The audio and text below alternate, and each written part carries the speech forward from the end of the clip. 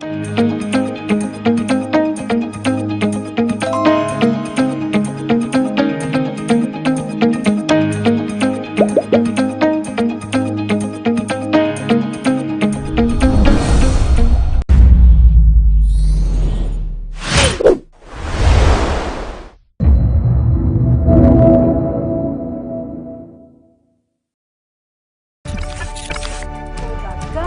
in August 2023 launched the organ donation legislation 2007. The sad reality is that today our democracy as a country is threatened. Words of affirmation or love language comes to edges. When this bill is passed, more lives will be saved and the financial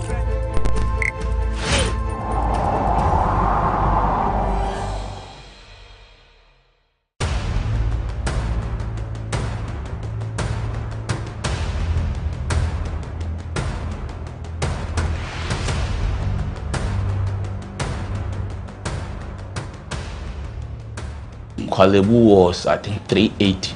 380 Ghana cedis. Yes. But private, some are 500, 450, some are 800, 860. Per session, yes. You have to do 2 every week. Yeah. Even if someone earns 5,000 Ghana cedis every month, that person cannot keep paying 380 cedis 3 times a week for dialysis. Majority of the people who need dialysis to survive in Ghana don't even earn half of the amount mentioned. Some people battling organ diseases end up losing their jobs because their companies cannot keep paying them for always being absent. How are these people expected to afford the monies needed for dialysis as well as other expenses, talk less of the huge amounts they have to come up with for transplantation surgeries outside Ghana when they get donors? It is because of these people that GhanaWeb in August 2023 launched the organ donation legislation campaign to push for the country to pass a law that will guide organ harvesting and transplanting. As Kwalebu plans to increase dialysis fees, the situation requires quicker attention and action. And so, we must get Parliament to start discussing the organ donation bill and pass it into law. Now, when this bill is passed, more lives will be saved and the financial burden on patients would be reduced. And that is why we need you to join us on this campaign. Join the campaign by sending a 1-minute video of yourself sharing why Ghana needs a legislation on organ donation now to editor@ghanaweb.com or via WhatsApp 0552 699 625. Alternatively, you can share the video directly on your social media handles with the hashtags #PassOrganDonationLaw and #LegalizeOrganDonationNow. Organ failure should not be a death sentence.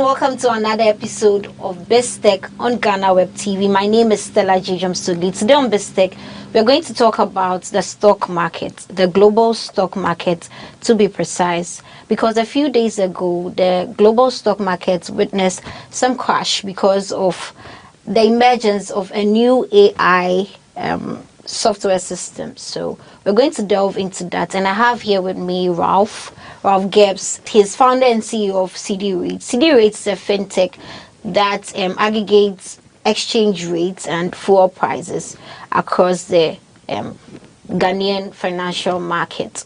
And so, hi Ralph. Hi Stella. Today we are talking about DeepSeek. Yeah. And before that, what is DeepSeek? I have a fair idea about what it is. I know it's an AI and it's new.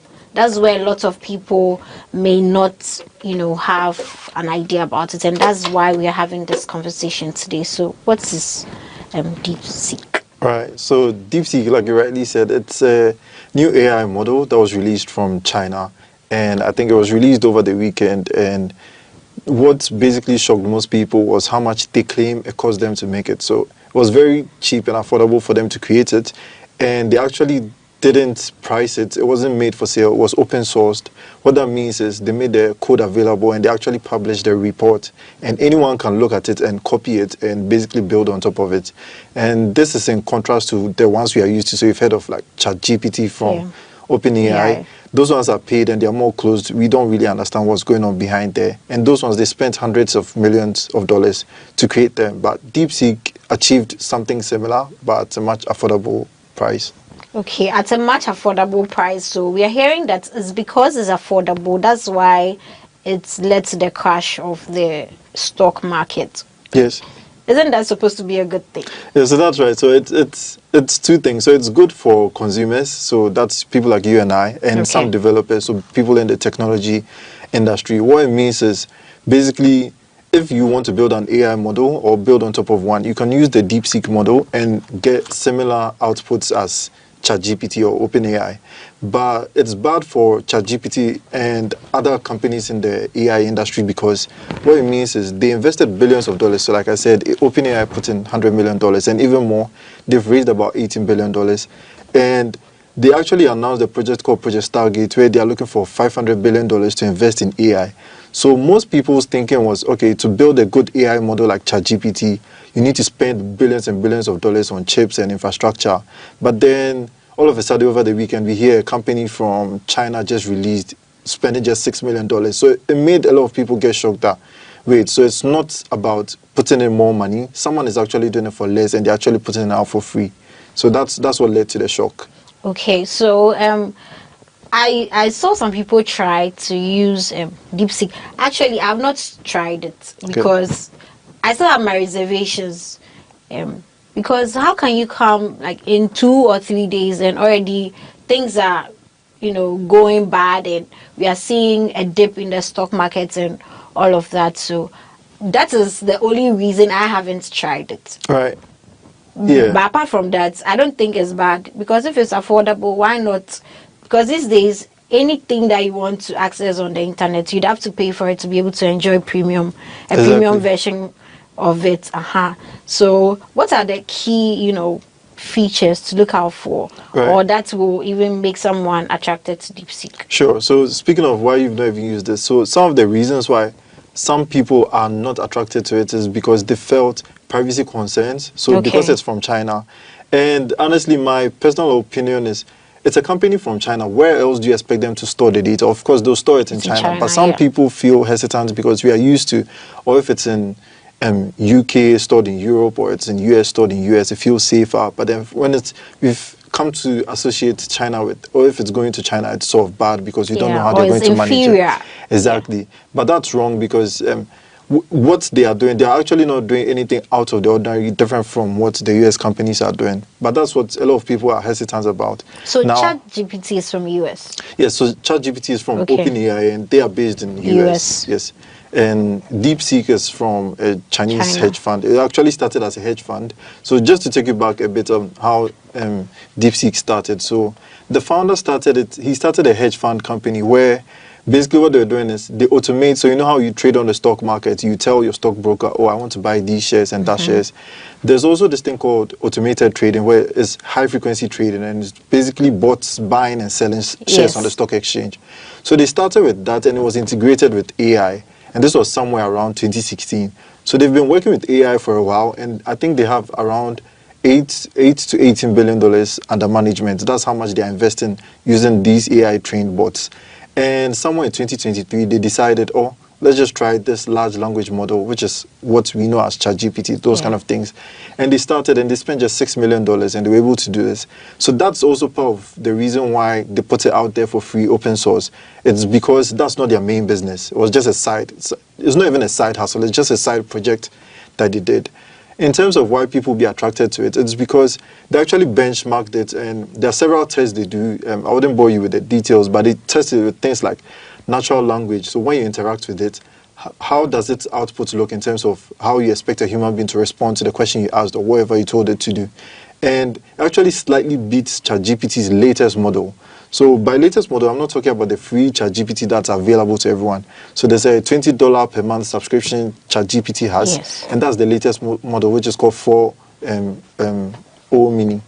And they actually perform as well as that, and it's free. Now you might ask, so how are they making money? Why would they do it that way? The reason why it's attractive to people is you can also use their API and also build based on that, and it's way cheaper. I think 10 to 20 times cheaper to use that model than ChatGPT, but then it performs almost as well as ChatGPT. So that's why some people. Are you sure? Have you tried it? Yes, yes. So I haven't tried the developer version. I've tried the user The one interface, that's which is open to exactly everyone. so the one that you just type in, which you don't have to be a developer. I've tried that one. It actually does really well. The only downside is actually a few days ago it went down. So they actually suffered a cyber attack, and for that reason they were forced to take the service down. I think even right now it's currently down. It's still not working. But then yeah, I tried it, and the reason why I used it, the reason why I'm attracted to it is, if you've tried ChatGPT, you know there's a limit on how much you can use. So for example, uploading files and PDFs, there's a limit on how many you can upload. But with this DeepSeek, it was open and it was free, and there were no such limits. So that's why some people will be attracted to it. Okay, so if you ask DeepSeek a question and you ask ChatGPT a question, what is the the assurance or the accuracy rates like? Right. Is it almost the same? Yeah, so or one is even slightly better than the other? I think if you compare the two, it's roughly the same. The difference is not that significant where you go like, this is terrible. So it's like, if you ask someone what's 2 times 2, and maybe how they calculate it is different from how you'd calculate it. Like there might be differences, but at the end of the day, you still end up with the same result. And speaking of how you end up with the same result, it would be good to touch on how ChatGPT differs from DeepSeek, basically how they work. So a good analogy to use is, and this very simplified version, but a good way to understand it is, ChatGPT works like it's an exam. You are preparing for an exam. ChatGPT studies the whole course, textbook, presentation, studies everything, knows everything, crams everything in its head, and it answers for you. So it answers based on that. Now, what DeepSeek does is, it actually knows things people are more curious about, how they would want it to be answered. So instead of it learning everything, what it does is it does things in batches. And how that works is, for example, you are preparing for this same exam. Instead of studying everything, you look at past questions that have been asked before, how they were answered, how they were marked, and that's how it does it. So it's more efficient in that way. So instead of cramming everything, it's more efficient, and that's what makes it cheaper to run and more efficient. But it still achieves the same output. We both get A star or A plus, but then how we studied is different. Okay, talk about it being cheaper. How do you think they managed to, develop such an advanced, AI with just $6 million? So that's the surprising part, and a lot of American companies or American tech critics are saying, because it's from China, we don't actually know how much it cost them to make it, because mind you, there's a restriction on American companies selling technology to Chinese companies. So NVIDIA, which is the biggest, the most popular chip maker when it comes to AI products, they actually can't sell their latest chips to Chinese companies. So people were surprised. So how are they able to make something more efficient or as good as what OpenAI is doing? What it turns out to be is, they claim they're using older models, older chips which they could have purchased, and that's what they use. So first of all, those chips are cheaper. But then what they did was, it was like making juice out of the lemons you have or the oranges you have. And basically they had older equipment, and they were able to make AI based on that. So because of that, when you bring it to the newer chips, it's even more efficient. So that's how they were able to achieve it. In terms of how they were able to do it cheaper, there's so many theories out there. We don't know for sure. But then they claim they are very experienced in AI. That's why they were able to do it. And they actually published the research report. So like, one of the reasons was what we discussed about preparing for an exam. Instead of learning everything, which is expensive, they just learn the key things that they know people will care about. And that's what they focused on. But aside that, I think it was, we just have to take them for what they say, that they were just better at managing the efficiency of their development. Okay, so do they, plan on selling it? Like So- open source or Yeah. sell it to the global market? Yeah, so currently it's open source. The only parts where it's monetized is if you're a developer and you've automated it. So it's not a nice interface. Let's say you're integrating it into an app you've built. So an example is, let's say you have a travel planner app and people manually put on trips and then people can book trips. What you can do is you can put in AI where the AI looks at user profiles, it looks at people's profiles, and it can generate trips curated, personalized to them. So this doesn't require a human being to be doing it. You can automate it. Now that's a use case, and for such a use case, you wouldn't go and be typing on DeepSeek's website, what should I do for Stella, for example. You use the API, and that's where for that one, you have to pay for it. So that's the only way it's monetized. But in terms of the daily use, they actually open sourced it, and it's available for free, which is what led to the stock market sell-off here. So like a few days ago, AI-related companies lost about $1 trillion in terms of market cap. Yeah. NVIDIA was the biggest one. They lost close to $600 billion, about 17% of their Total market price. share. Exactly. Like it dropped. So their market price dropped by about 16%, 16 to 17%. And basically it was because someone is doing it for cheap, and we're expecting, so like how OpenAI was developing, if you want to get better, buy more chips from NVIDIA, and that's how you make better ones. So everyone thought that's the way to go about it. But when you found out, no, someone just did it for cheaper, less chips, it's like, then NVIDIA is probably overvalued. We don't need as much NVIDIA stock as we thought we would need. Okay, so all this may sound, a bit complicated to someone who is not tech savvy. So we are going for a quick break. When we come back, you now talk to me like I'm 10 years old and I'm interested in what DeepSeek is about, ChatGPT, and the whole AI, brouhaha is about. So we'll be back after this break.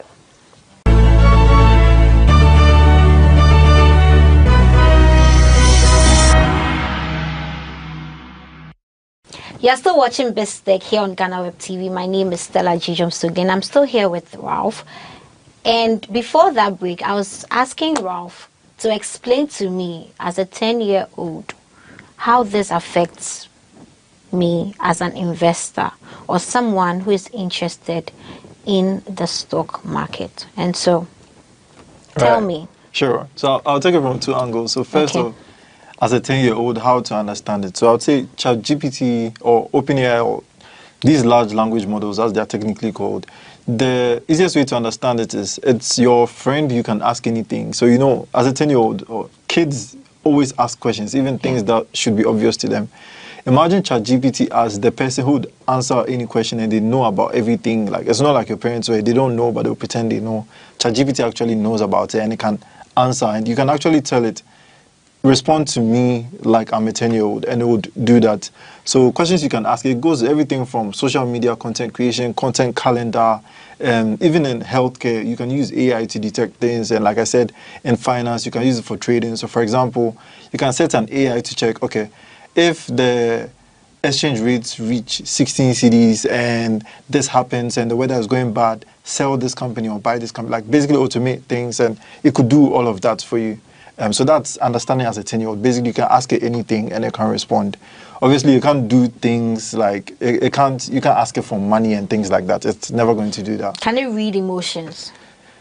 It can't, but it can fake it. It can pretend like it reads emotions. So it's more like your friend with no emotions, but they can be there for you and they can be knowledgeable, but it can't read emotions. It can pretend, you can ask it to be more emotional, but it doesn't feel emotions. So from the investment point of view, so as an investor, why you should care about this is, so there are 2 points of view. Either you are an investor, you've invested in companies, or you are new to the stock market and you think AI is the next big thing, you want to get involved. So if you think AI is the next big thing, you'd have to, like, first of all, there's no financial advice, but then you'd have to look, are you going downstream as in those creating the components for AI, or you're going upstream as in those creating the final end products of AI? So an example of end products is ChatGPT, or in Google has Gemini, and Apple has Apple Intelligence. If you're interested in those things, then you can invest in your typical companies, because almost everyone is putting AI, they're slapping AI even into WhatsApp everything they do. has. Exactly. WhatsApp has it up there. Meta is putting it into all their products. So if you believe, okay, the end products are going to do well, then you can invest in those companies. So invest in Meta, Apple, and your typical big tech giants. But then if you want to go more downstream, as in the components that build AI, then you look at companies like NVIDIA. So NVIDIA is the one that creates the chips. So the chips are the thing, is basically the brain behind AI. So it's literal rooms full of chips that the semiconductors that they train the AI on and the AI runs on, and that's why it's very expensive. If you think, so it's kind of like the fuel for AI. If you think that's where you want to go, then you invest in companies like NVIDIA. So that's how I'll take it. If you have an existing company to, let's say you have a startup, you might want to look into seeing how you can put AI into your products, because if you don't, other companies are going to do that. And an example is you have these grocery companies, so let's say Instacart, or let's say how we have Jumia, etc. Yeah. If Jumia doesn't incorporate AI into their products, ChatGPT is already doing it. So a few days ago, they released a model called Operator. And basically what it does is, same way we've been using ChatGPT, but this time it's unleashed and it can go onto the internet and browse on your behalf. So let's say you want to buy tickets on wherever your favorite online ticket platform. You want to buy Black Sherif tickets for like Zama Disco. Exactly. You could say, okay, check if the weather is going to be good on that day, and if so-and-so person is going to perform according to the flyer, purchase 2 tickets for me. It could do that, find the tickets online, basically look online and purchase it for you. So that's like the next step OpenAI is looking at, which DeepSeek doesn't do, the others don't do. OpenAI is sort of the first to do that. If you feel something like that is a threat to your business, or as an investor, it's something you want to get involved in, you might want to invest more into things like that or build something similar to that. Okay, so do you think this could, force American AI companies to maybe lower their costs and innovate, in their very next short to medium term, like as fast as they could? Yeah, I think that's what made this whole thing a big deal, because especially American companies, they were leading this whole AI race and they got very scared. So like we said, the Chinese company was able to do it more efficiently at a cheaper price, and they released it for free. And actually, the stock market, what happened was most of the AI-related companies dropped, but a company like Meta, which is Facebook, Instagram, blah, blah, their stock price did not drop. Yeah. The reason is because their AI model is actually open source. What that means is they develop the AI, spend money on it, and they just open it to everyone that, hey, everyone, you can use it for free. You don't have to pay them. OpenAI, on the other hand, even though they started as OpenAI, they were supposed to be the open one. They are actually more closed, and it's very ironic because the Chinese company DeepSeek is a hedge fund, which is they invest in companies. They are doing things for profit. They actually released their model for free, but OpenAI, that's supposed to be a non-profit, actually released theirs, and it's actually one of the most expensive ones. So yeah, it's very ironic. And how they responded on the stock market was the stock prices dropped. So like we said, NVIDIA stock price, they lost about 600 billion just on Monday, a few days ago.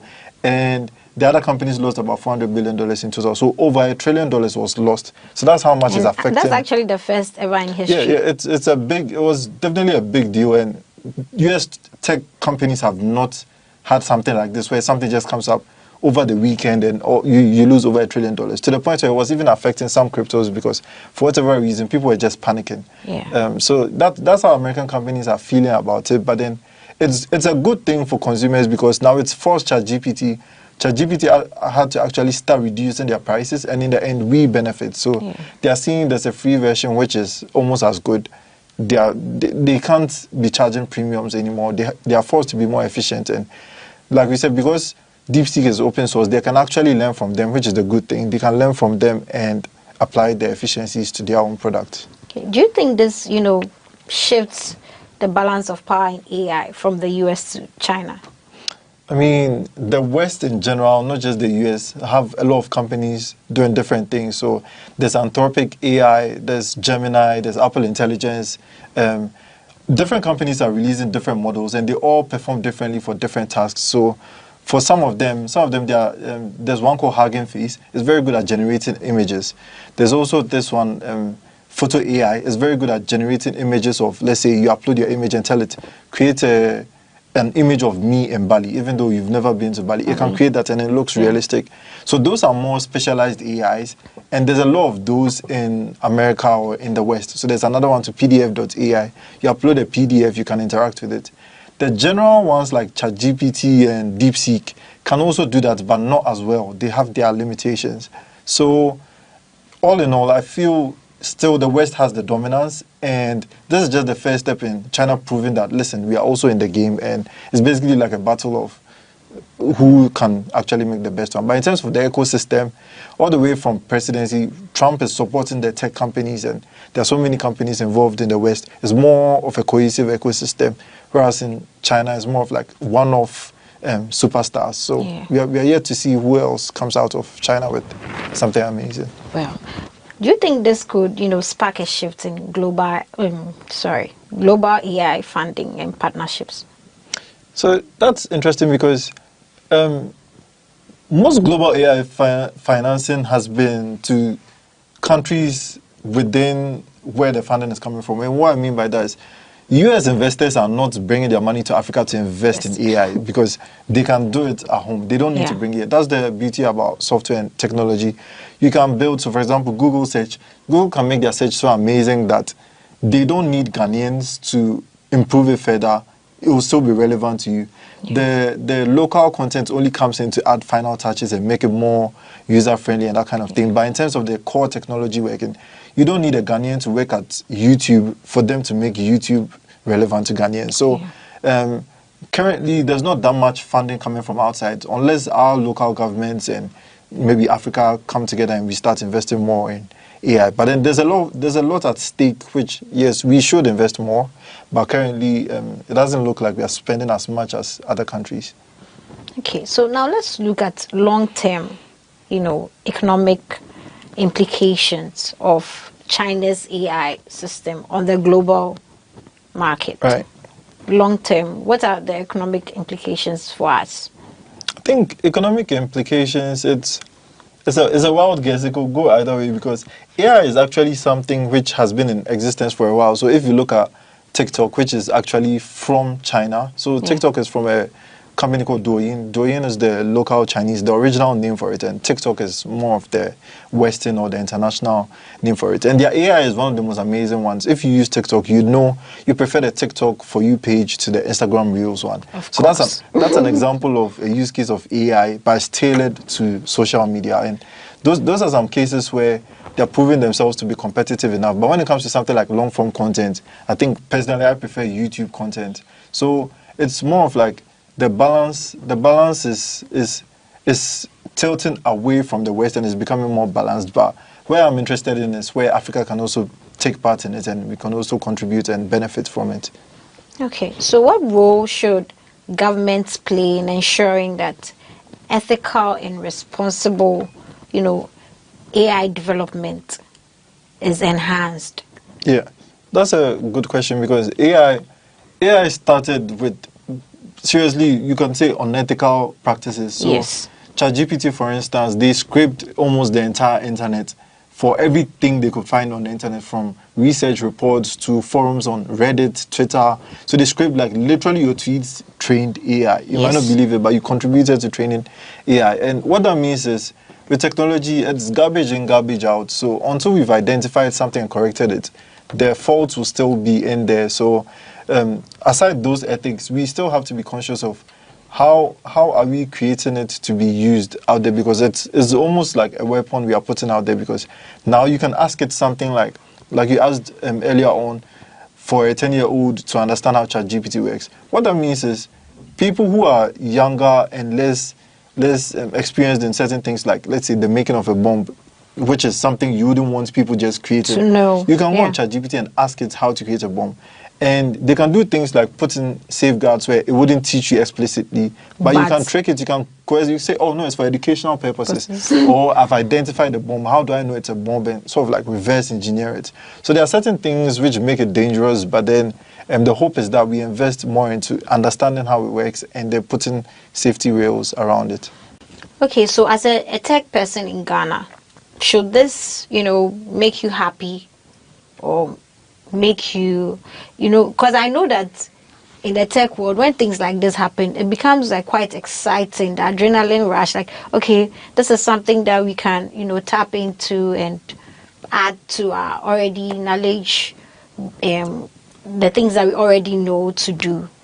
So how does this, feel to you? Yeah, definitely. I think for me and my friends in the tech world, we're excited about it because almost any new development to excite us, first of all. But then part of the reason why I'm excited about it is the fact that they made it open source. So what that does is for Africa, so like we mentioned funding earlier, we don't get as much funding in AI as people in the West. So what this does is once it's open source, our developers have access to it, and it's basically leveling the playing field. So it gives us an equal playing field because as long as I have access to the same models as you, I can develop something interesting. So it affects industries all the way from healthcare. So you could find out a Ghanaian has built an AI software that's able to detect cancer quicker or something like that. It makes it possible. Whereas opposed to if it was closed source, it wasn't open, we first have to develop the model before we can even dream about solving things like that. So that's the first part. The second part I'm excited about is in the finance world, not just in technology and finance. You have people asking things like, should I invest in the stock market? Should I invest in treasury bills? Yeah. It's things that it goes over people's heads. And of course, you'd ask family members or friends, or you see some financial influencer on TikTok talking about it. And it's like, when you go to something like ChatGPT, you can actually spill the tea, literally tell it everything about you, like your life conditions, your income, all those things you wouldn't want to tell other people. You can tell it and ask it for financial advice. And it might get some things wrong, but at least it will give you some common sense knowledge for you to make a common sense decision based on that. So I feel there are so many areas where you could look into it, and it's very exciting. Even something like applying for a job. Let's say you're applying for a remote job, you need to write a cover letter.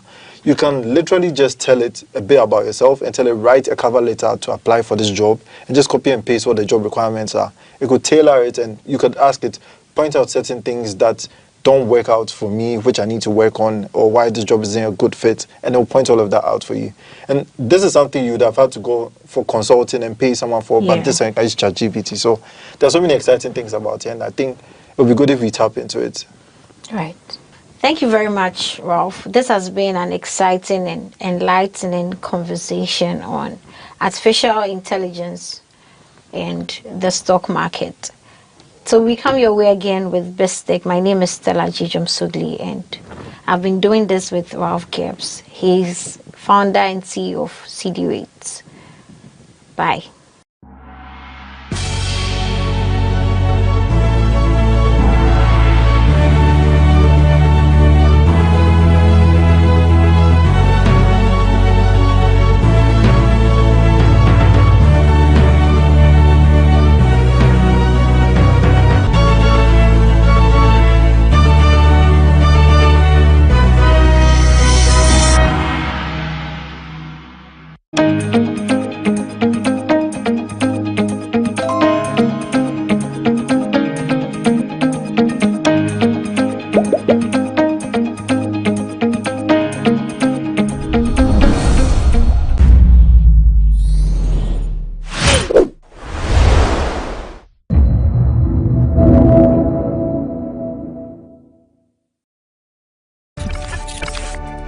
GhanaWeb in August 2023 launched the Organ Donation Legislation 2007. Ghana Police Service. The sad reality is that today our democracy as a country is threatened. Words of affirmation or love language comes to edges. When this bill is passed, more lives will be saved, and the financial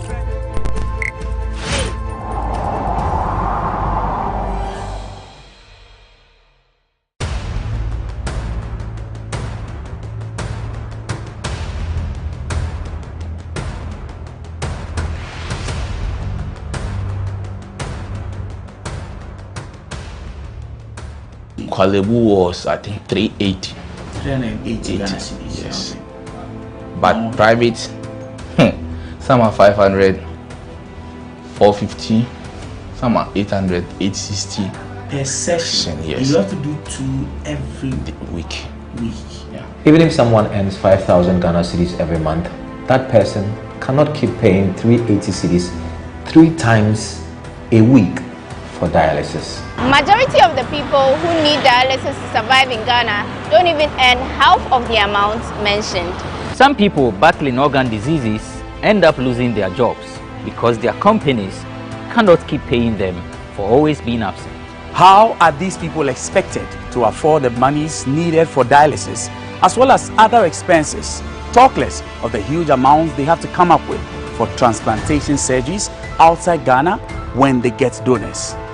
It is because of these people that GhanaWeb in August 2023 launched the organ donation legislation campaign to push for the country to pass a law that will guide organ harvesting and transplanting. As Kolebu plans to increase dialysis fees, the situation requires quicker attention and action. And so, we must get Parliament to start discussing the organ donation bill and pass it into law. Now, when this bill is passed, more lives will be saved and the financial burden on patients would be reduced. And that is why we need you to join us on this campaign. Join the campaign by sending a 1-minute video of yourself sharing why Ghana needs a legislation on organ donation now to editor@ghanaweb.com or via WhatsApp 0552 699 625. Alternatively, you can share the video directly on your social media handles with the hashtags #PassOrganDonationLaw and #LegalizeOrganDonationNow. Organ failure should not be a death sentence.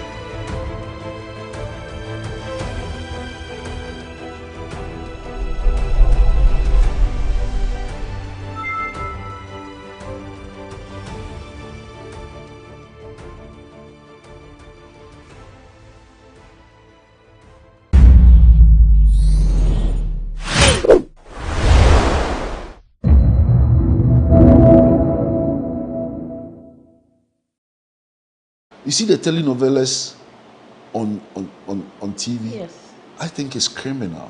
Now it's 3 novellas. Yes, I think it's criminal because you see, we are not taking hours there, and people are bringing theirs here. It's just like the import of dead chicken into our economy when we have lands that we can construct poultry farms.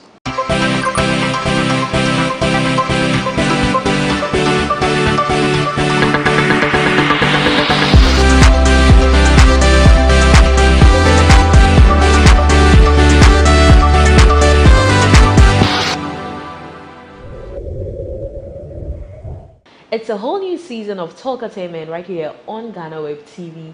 To kickstart this season with us is one of Ghana's finest veteran actors. He's also into influencing, TV production, TV commercials, media, and so much more. He's famed for his role in the popular Taxi Driver series. Yes, I know you're itching to know who I'm talking about. But before we delve deeper, let's take this quick break. When we come back, we have so much more for you. I am Elsie Lamar, and you're watching Talkatainment right here on GhanaWeb TV. And we are back. If you just joined us, you're watching Talkatainment right here on GhanaWeb TV, and I'm on set with the legendary Mickey Osei-Beku. You know him as Dada Boats. Others know him as Master Richard. The name goes on and on and on and on. You're welcome to the show. Thank you. It's my first time meeting you, but I must say the videos and the pictures don't do justice. You really look good and impressive. Sure, thank you. Thank you. You I want to also too. thank you. Yeah. I couldn't help but notice what's on your wrist. Yes. What's that about? I'm a chief. Oh, okay.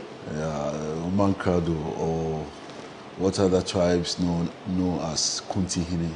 Oh, okay. Of Efumkrum in the eastern region, very close to Nsawam. Oh, okay. Yes. Kuntihine, they are the ones that go to war or... Yes. Oh. Yes, they fight on the authority of the main chief, but he's the commander who does that, and also the second in command, like the vice president. Wow. Of the town. Wow. So many responsibilities, and also a walk into the compound. I couldn't help but also notice a statue.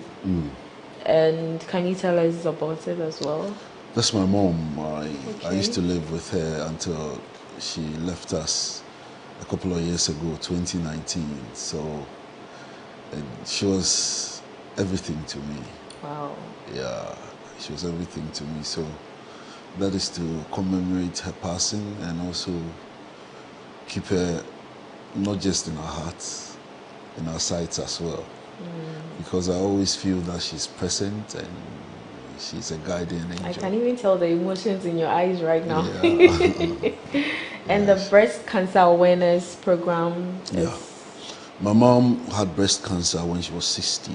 Okay. But by the grace of God, she lived for 17 more years before she passed on. She had what we call mastectomy. One of the breasts got removed. And so breast cancer is something that is very dear on my heart. I mean, the eradication, education, and even support for families and victims. Okay. You know, because you'll never know. Even men do get it. Yeah. So it's something that we used to talk about, myself and my mom. She used to say that if people knew how dangerous it was, they won't wait until October to call it a breast cancer month. They remind people daily to check and make sure they prevent having it. Because when you get it, it's between life and death. Yeah. And also, we all know you on screens, but we don't know much about your background as an upbringing and all of that. Can you give us something brief about it?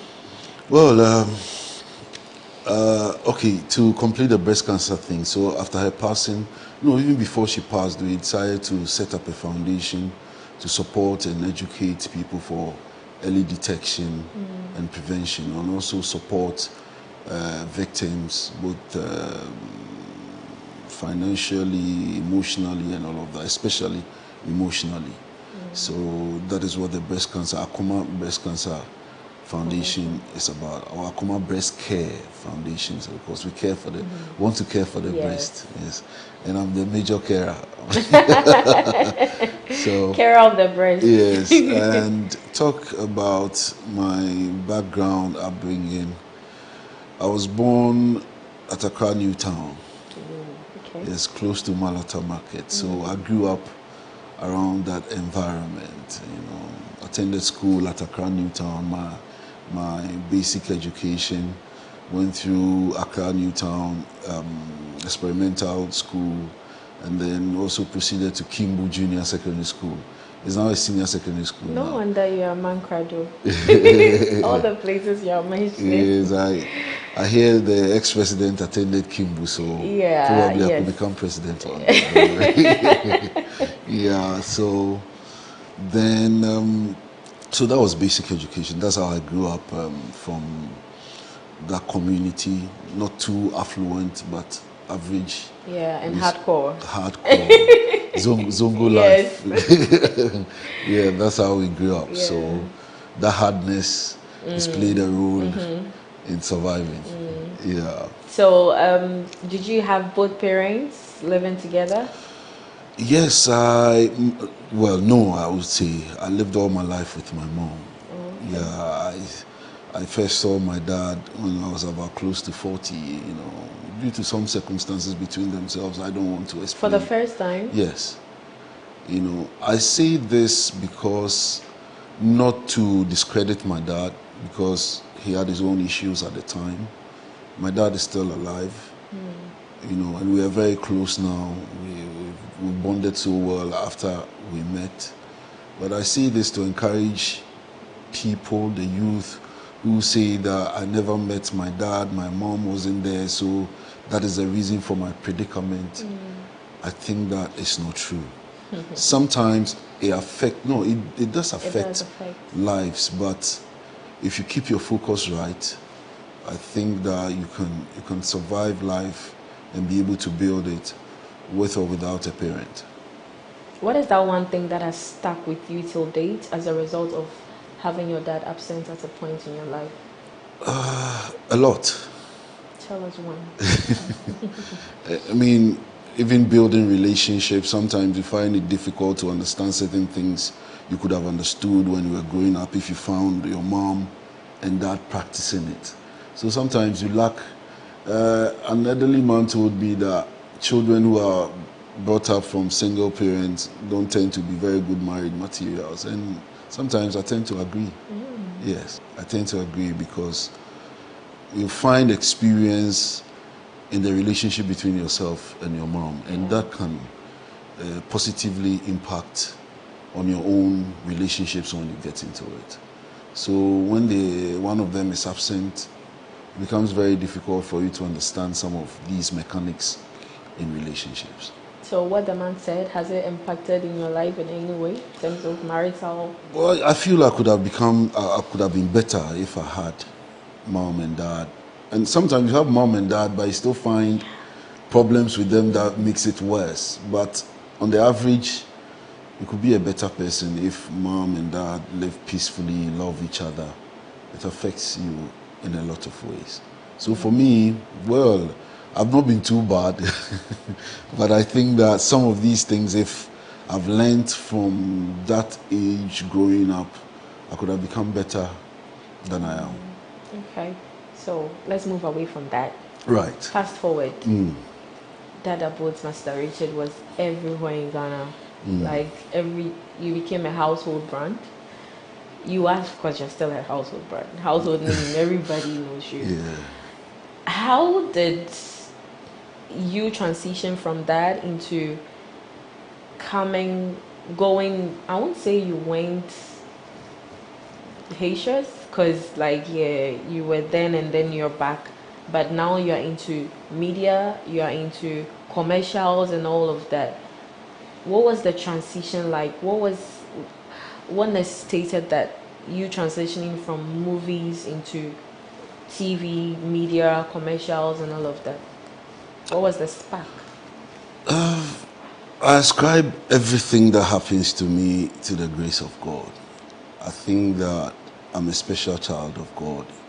He directs my path and he guides my growth, you know. But growing up and from the community where I came from, I realized that we need entertainment.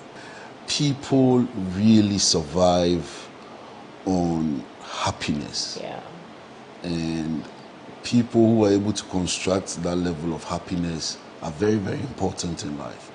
So growing up, I became that kind of person in my community. Even as a young boy, I was telling jokes.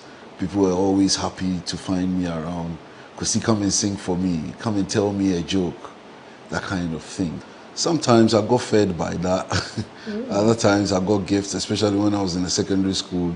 You know, I run my jokes and sing songs for people, and they give me gifts. I got them happy, not about what rewards I got, but seeing people laugh, smile, excites me.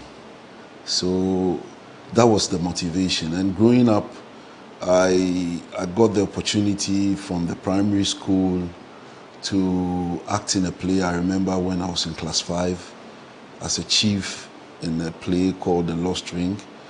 Then, like I said, then there used to be inter-schools drama competitions where basic schools got to exhibit talent through plays, poetry, dance, and drumming and all of that. I don't know whether they still exist. I think it doesn't anymore, but it used to. So I remember then we had a play that we performed at one of those competitions, and then our play won. And me playing the main character at that age, I think I was just about 10 or 11, won me the best actor in that community, and it got my head swollen. It was a big deal. Yeah, very big deal, and I never looked back afterwards. So through secondary school, I became an entertainment prefect, and though I was a science student, I was always at the dining hall rehearsing. Even when my mates were having their practicals in the science labs, I was rehearsing. I was rehearsing plays to perform in other schools. Drama club. Drama club, yes. We had a drama club at school then. So that's how I started. Then after school, I got into radio broadcasting, and then eventually through that I got to perform in TV theater on GTV, and I'm talking 33 years ago when I first appeared on national TV. So that has been the path, and I've never looked back. Yes, and along the way I encouraged myself, I educated myself, I built a career around it by learning the rudiments of the craft. I did a lot of stage plays around the time and performed in schools, at the National Theatre, and churches, other places. So it's been a hard road, but we've been on it. And all your transitions from several wings of the media till date, do you have any lessons? A lot of lessons. I mean, I've learned a lot. You know, there are times that even you make mistakes and they become lessons. I learned from my mistakes. I learned from people that I admired. But in all, the major lesson is that you need to give it your all to achieve the best.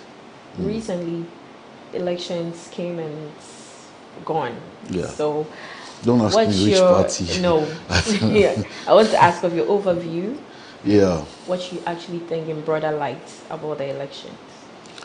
The voice of the people is the voice of God. So I think whatever we see now was determined by God. That is what He wants for Ghanaians. So we should just pray that the positive things that will come with it arrive in our lifetime. Amen. We've seen creatives now in Parliament. Yeah. The likes of Dumelo and Co. They are in Parliament now. A+ and all. Yes. What does it tell for us as an industry? What do you think would impact us with that single achievement? It's very important because I always believe that, I know for a fact that the second highest income earner for the country is tourism, apart from minerals. And tourism can only be activated and propelled through the media and the creative arts. If you ask why people want to live in America, it's what they have seen in films, what they have seen as a projection of the country. So I have always believed that if that is our second highest national income earner, then if we do things about it right, it could become the first highest national income earner. And that is gold. That is cocoa. So what have we done about it? The reason why we have not made any inroads is because we have not backed it with policy. Because I believe that most of the policymakers don't even understand what it is. If you go to places like Finland, where the creative arts is on the upsurge, their health budgets are low. Because when people are entertained, they don't go through depressions, they don't go through blood pressures, they don't go through emotional traumas and all of that. And these are high-risk diseases that cost the nation money. So why don't we find a better way to prevent it? And I know that it will be through the creative arts. What have we done about it? Do we even talk about it in Parliament? Do we make policies about it? Now you see TV stations broadcasting foreign programs. That is where sponsorship and financing comes in. If you have the media space being pushed to use Ghanaian talents and Ghanaian products on their screens, they will be forced to find sponsorship to develop the industry. But there's no policy like that. I hear there is, but whether it is being adhered to or not is another question altogether. So finding people like Dumelo and all of them there makes me feel that there's a transformation on its way. There's some transformation on its way. If they go there and they're able to project some of these needs for the creative arts, and able to push for policies to be made around it, to develop it and make sure that it's a sustainable, because it's also an employment opportunity.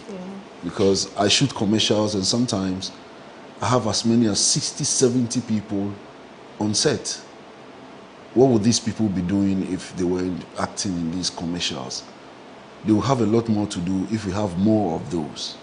And that creates employment.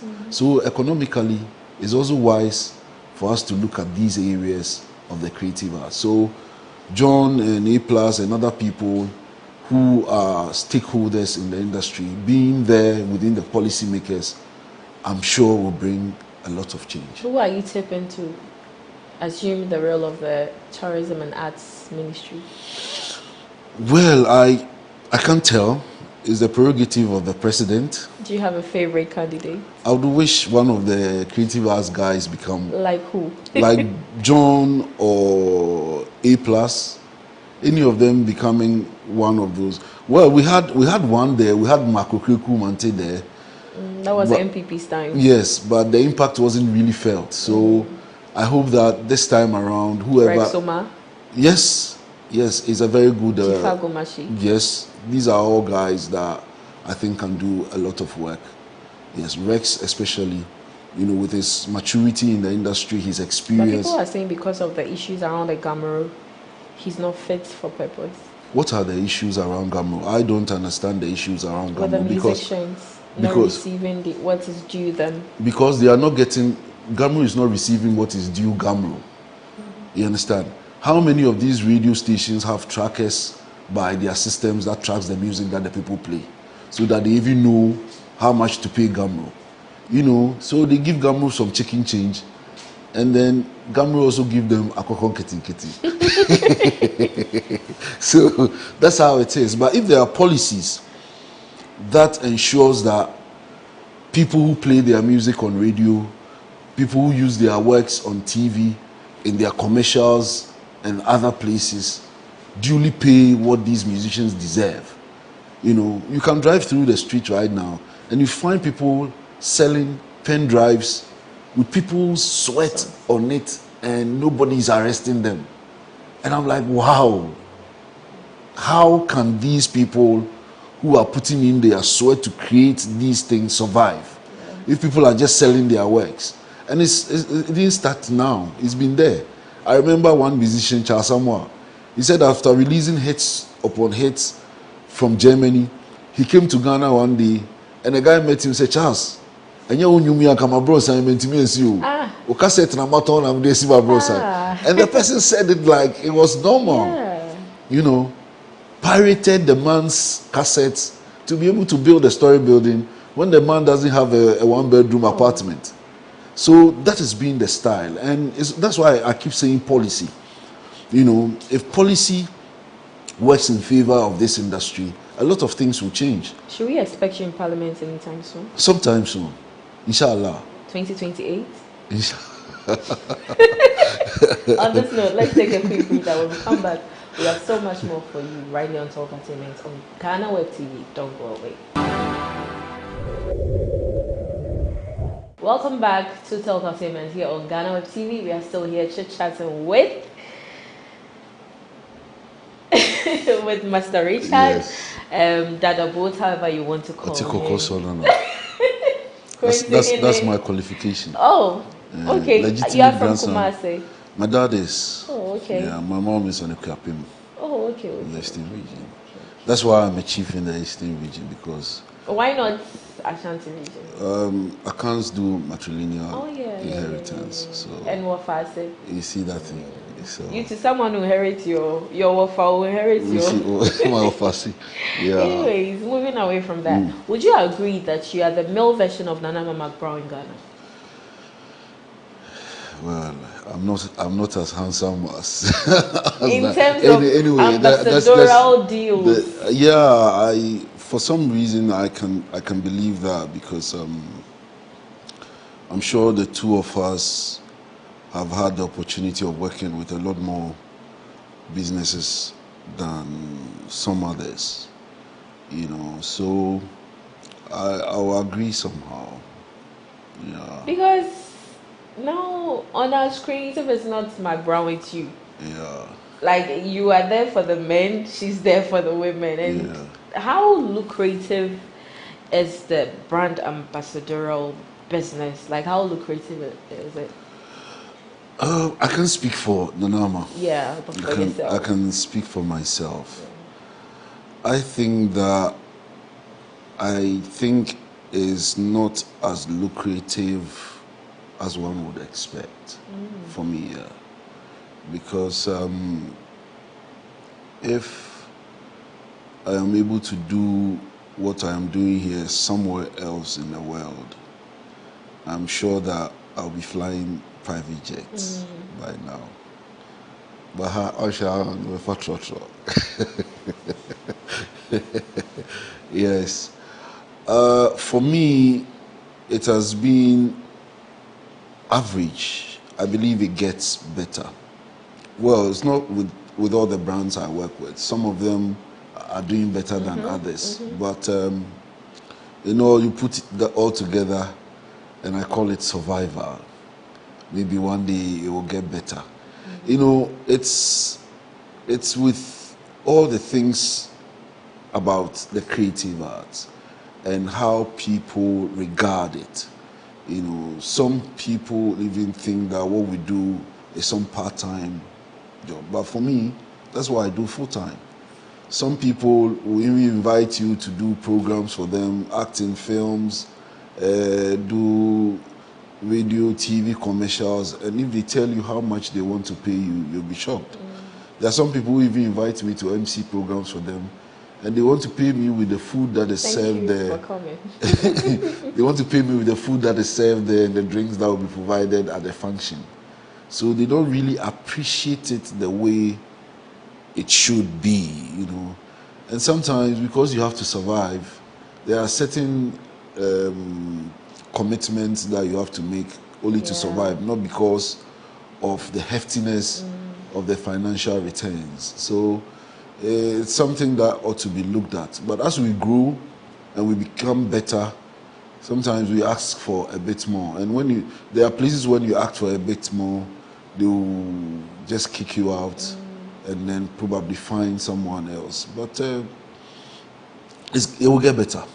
That's compared to the acting, radio. Which one is more lucrative?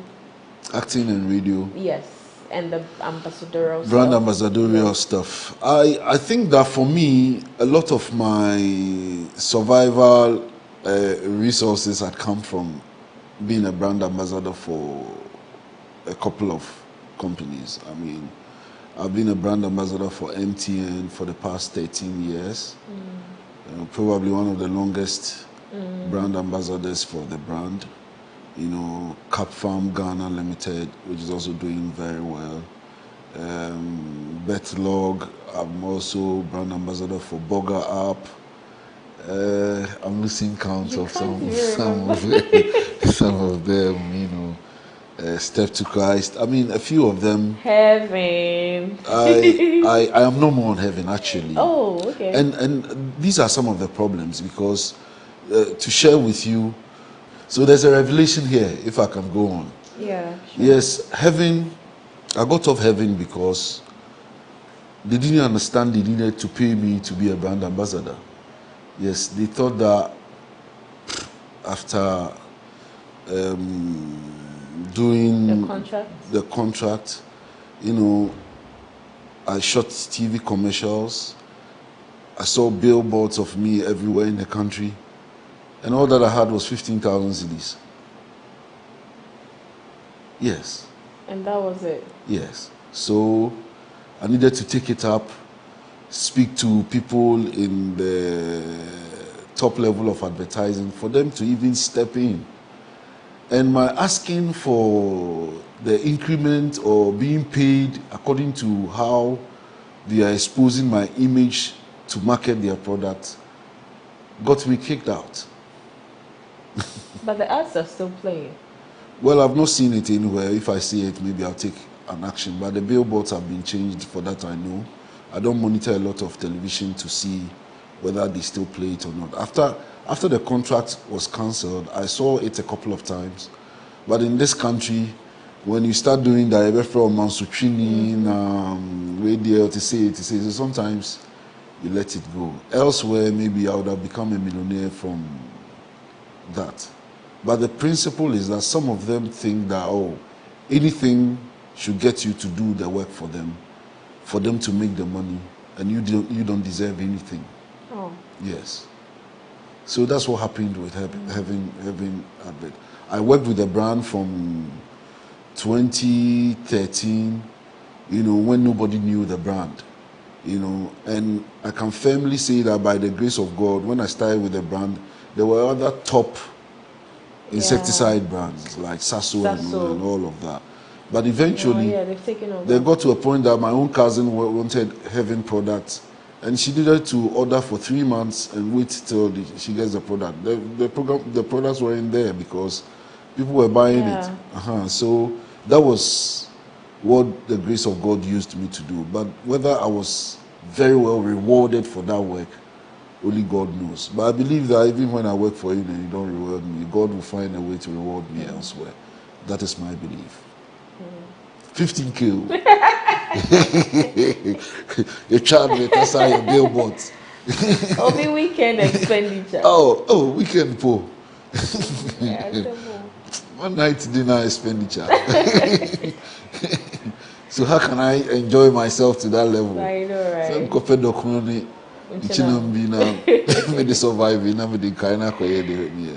So that's been the issues, you know.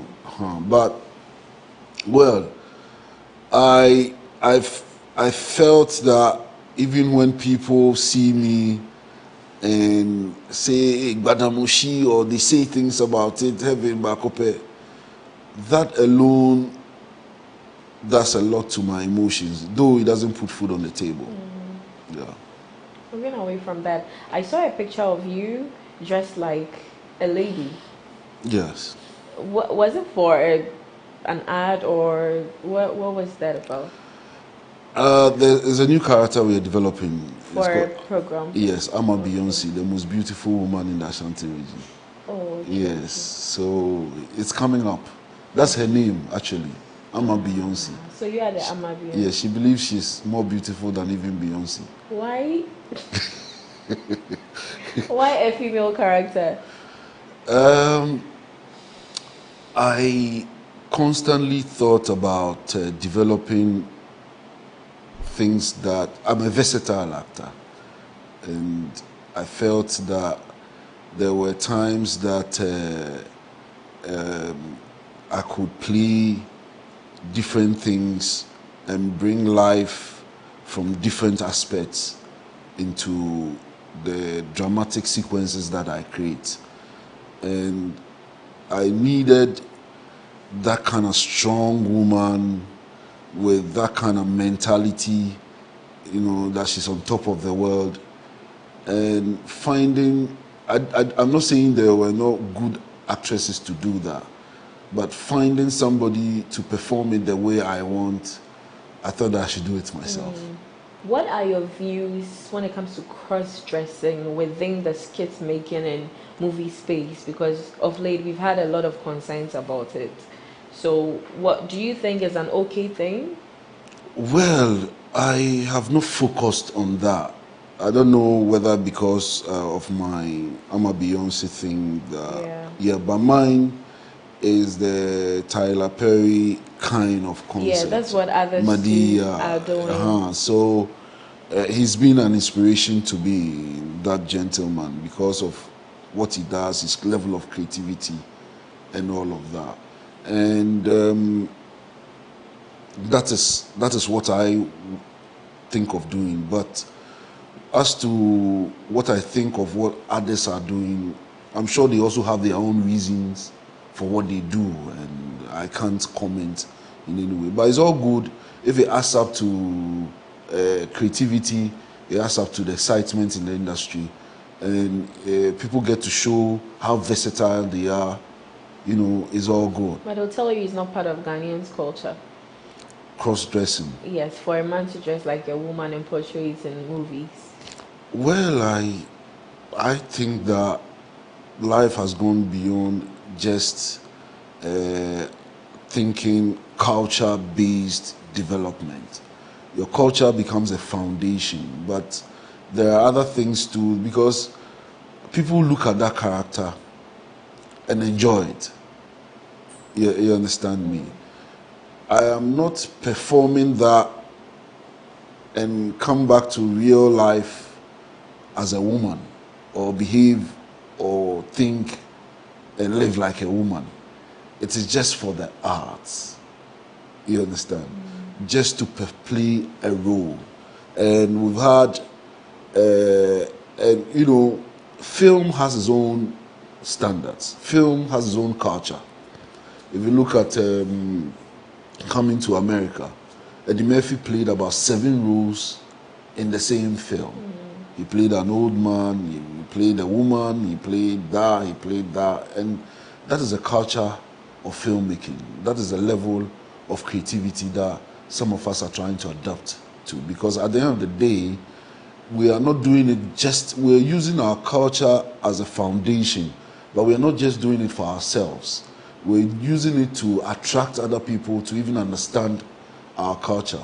So sometimes we need to imbibe some of their own culture to make it easy for them to consume. You understand what I'm saying? So for me, that is the principle. But apart from that, you know, yeah. Moving away from that, what is happening to our veterans? Recently, we've had a lot of issues with regards to retirement plans, sicknesses without adequate structures to keep them in place and all of that. What is really, what have you identified that is actually the canker amongst such situations, and how best can we help resolve it? Right. It's a very good question, and thank you very much for the opportunity to talk about it. It is because of the same canker that I spoke about, inadequate rewards for the work that we do. If you look at the work that I've done for the products that we just mentioned, and if I calculate how much financial returns that I got from it, it's absurd. So at the end of the day, people would have seen you on billboards, they would have seen you on TV programs, but you have nothing to show. I always say that the best reward Ghanaian performers get is, hey, ono no kono, hey, ono no kono. That is the best rewards that we get. So if there's nothing on your table to, or you don't have any other form of skill to live by and grow with, and that is your only option, there is no way you are going to grow up wealthy or well-to-do. You're going to get to that level. If you're not able to do it again, there will be nothing saved for you to live on.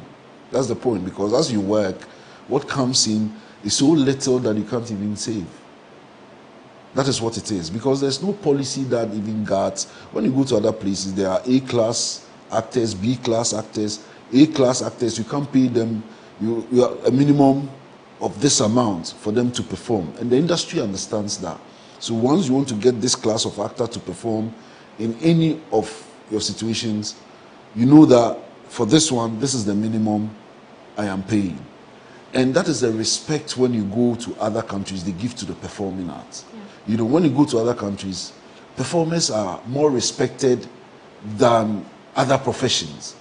I always say that some actors in Hollywood can employ 20, 30 doctors for themselves because they are well paid. How many doctors can employ those actors to work for them as well?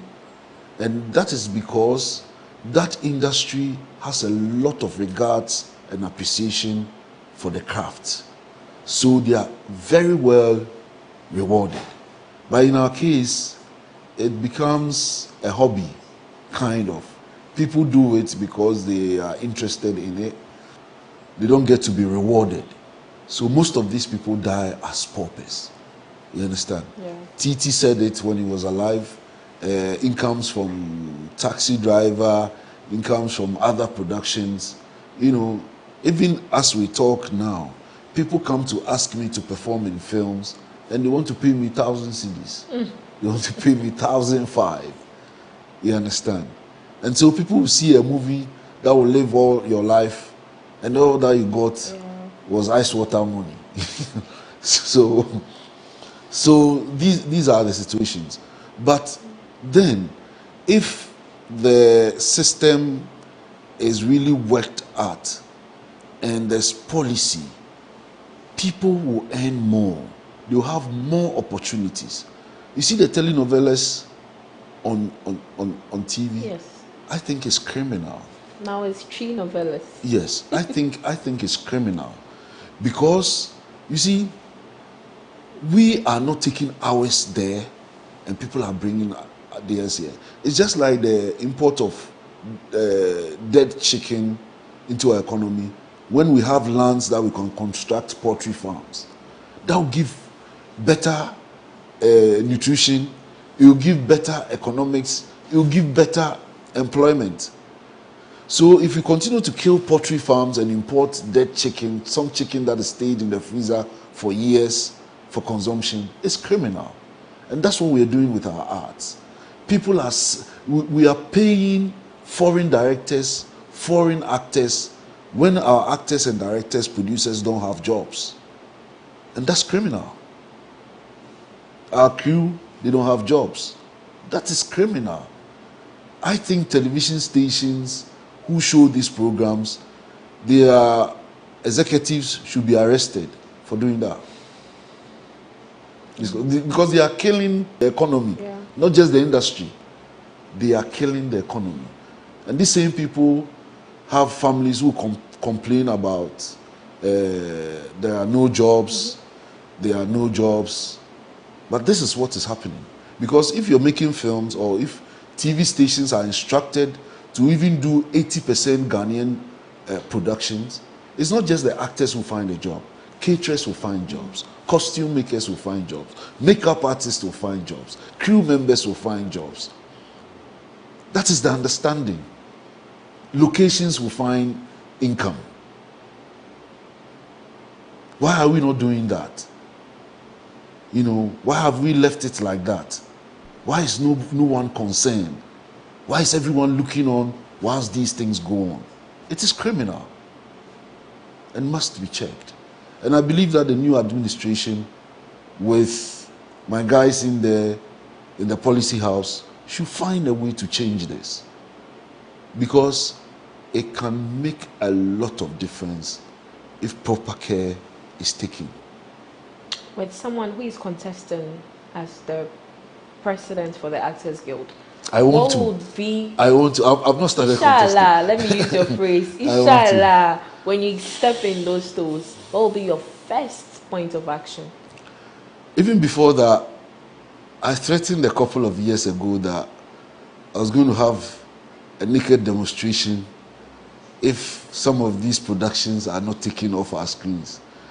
And Obi and Phoebe. Please elaborate on the naked demonstration. And I realized that these people wanted to see my nakedness. I realized that's what they wanted to do. They didn't care about what I was talking about. But it's going to get to a point where we need to raise our voices. We need to be heard, because it's damaging.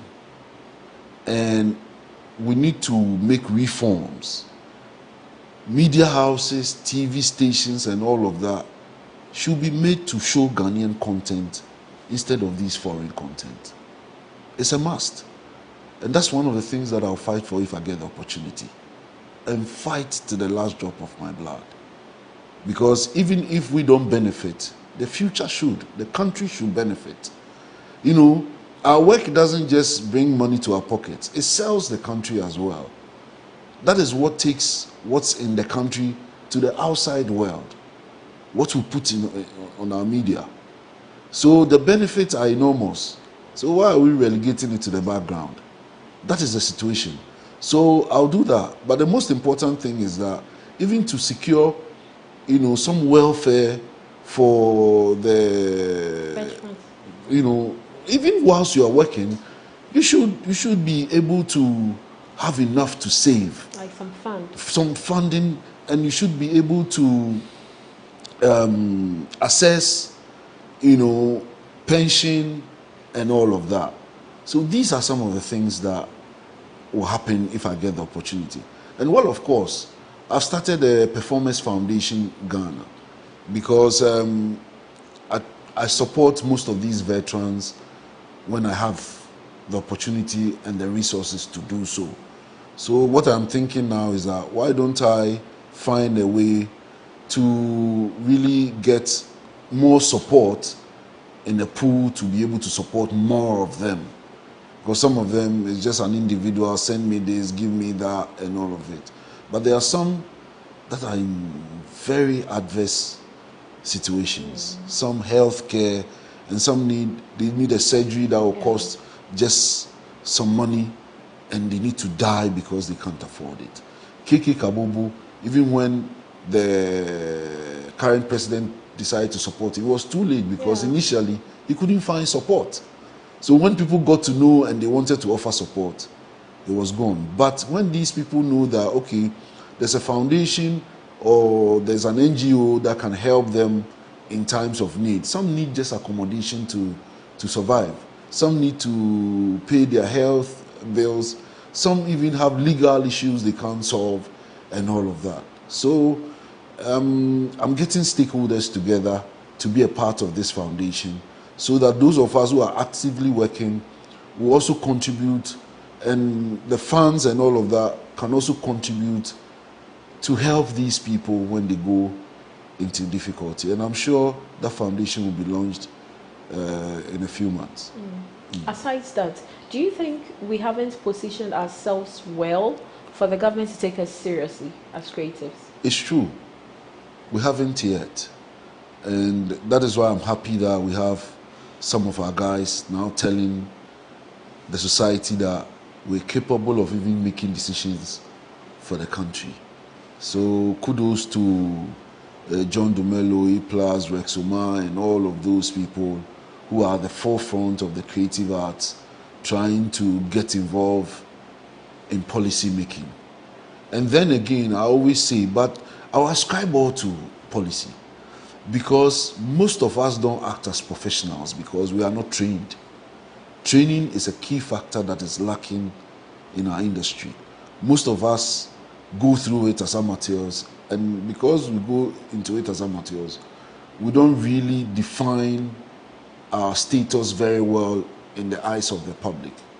Because if you are a doctor and you have gone through medical school and all of that, and knowing what the profession really is, some of these things you won't take it for granted. That is why I'm saying that we take ourselves for granted. That is why people take us for granted. Otherwise, for now, as I talk to you, for the past few years, there's not been an active Actors Guild in this country. So who will fight for our rights? Who will take care of our rights? Who will take us serious? When we find it difficult to unite, we have a united front to talk for ourselves. You know? So these are all problems that needs to be fixed for people to take us serious. Yeah. Okay, let's move away from that and then let's go into family. Yes. I have not seen your wife here. I'm in your house. I can't see your wife. I can't see your kids. Please, where are they? They are there. In Ghana? Some of them are in Ghana. Some of them are out there. Some of who? Your wives? Do you have more than one wife? No, you mentioned wife and children. Okay. So you mentioned wife and children. So okay, let's get it straight. How many kids do you have? I have several kids. Now, yes, I have several kids. You know, I have several kids. I mean biological. Biologically, about a lot of them. I can't even remember. I have several kids. 10? About 10. I have 9 kids actually. 9? Yes, yes. And they are all based in Ghana? No, some of my kids are out there. Okay. Some of them are here. So like your eldest child is how old? My oldest child is 26. Oh, okay. My first daughter is 26. Oh, wow. About to graduate from law school in the United Kingdom. Oh, that's nice.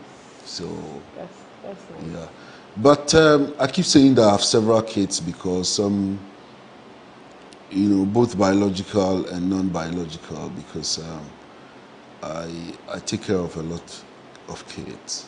It's very, very important. From the way I grew up, I don't see just biological kids as my kids, but kids who need support I can offer become my kids as life goes on. So what do you do for fun? What are some of your hobbies? If you are not shooting commercials, if you are not in the studio, what do you do? I play FIFA, football. That's all. I'm not TV games. I'm not an outgoing person, so I spend time by myself when I have to, or my kids, or play FIFA. I cook as well, so I do so sometimes. But apart from that, all my thoughts are into how to energize my career, because I don't think I've gotten to 50% of my own, expectations of my own self. So I'm still fighting to work harder to get there. I believe that now I mostly do filmmaking than even act. I feel that I'm a better film director than an actor, but I still want to become one of the best actors in the world, so I'm still working hard. Yeah, I'm looking for opportunities, and I'm also training myself to be a better media practitioner. And a couple of years ago, I have had accreditation to start a media institution. As a matter of fact, we've started admissions to train the younger generations to do better and fill up the standards that we are lacking, because I believe that we are not getting there mostly because we are not appealing with regards to the expected standards in the industry. Here, people get up and the next day they call themselves actors.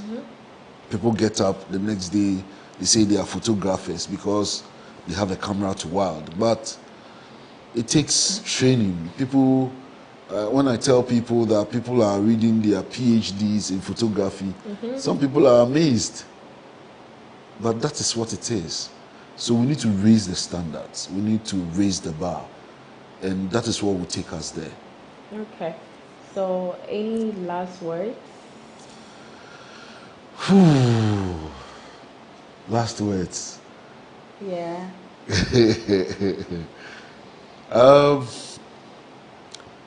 Keep growing. Learn new skills.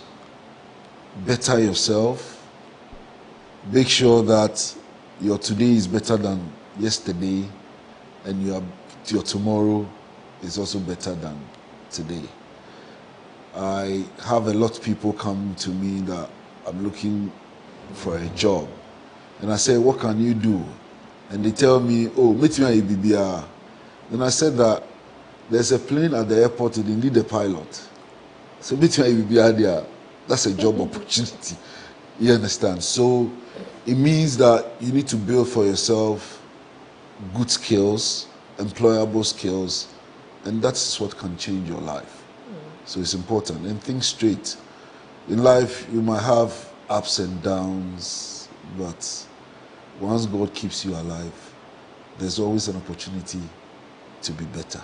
I want you to wrap up the show for us in your talkativement, in your voice, in your element. Yes. Yes. Yeah. Otiko Koso Nanani. The legitimate grandson of the golden stool.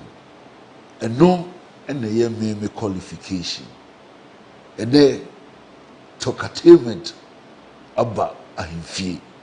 Nti no makasa. O ma no so ho fe. And I'm for so buy so ho fe. Nti wo de munya abuche na mo hwehwe no adabia. Ati ase. Enche bia with the digital system we ba o hwehwe we a me do be commercial. Thank you. That's it. Yeah.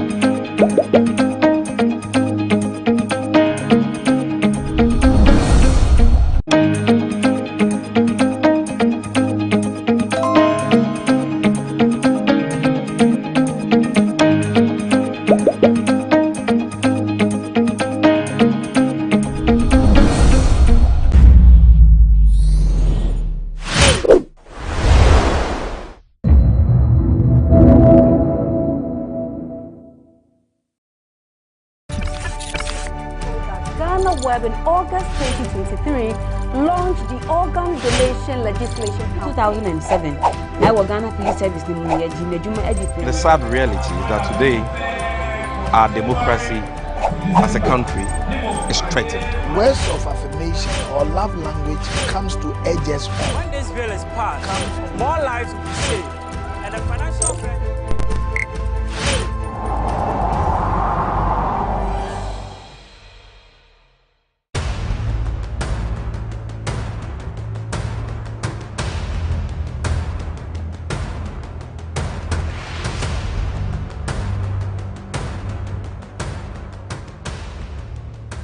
Kwalebu was, I think, 380.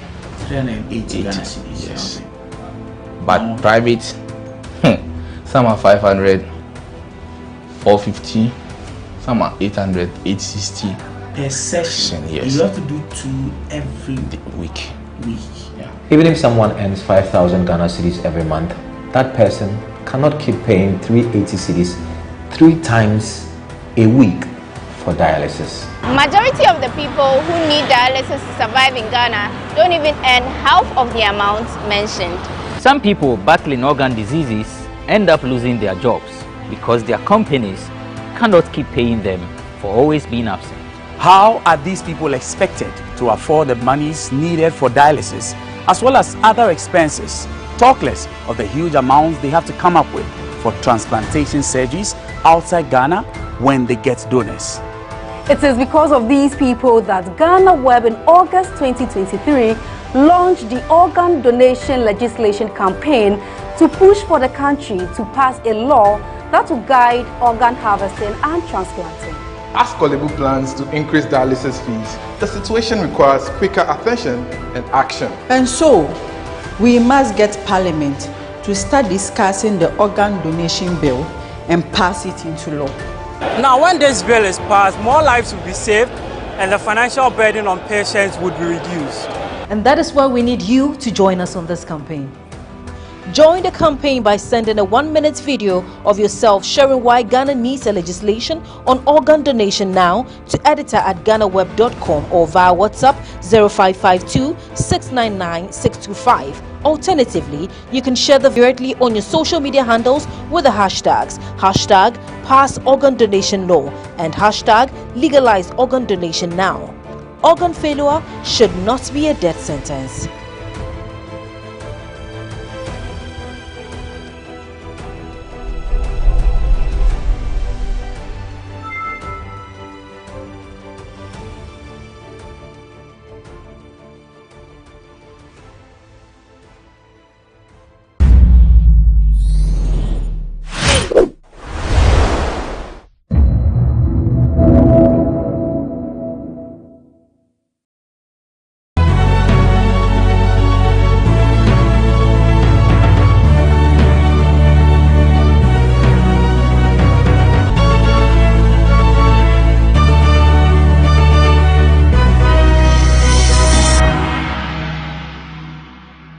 My guest is still Mr. Joe Jackson. He's an economist as well as the Chief Executive Officer for Daylex Finance. We've been talking about tax reliefs as well as charting the path towards economic recovery.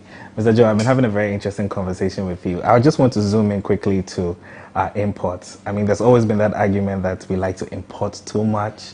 How do we reduce our import dependency? What's your take on this? Well, you know, some years ago, I was singing from the same hymn book. We import too much.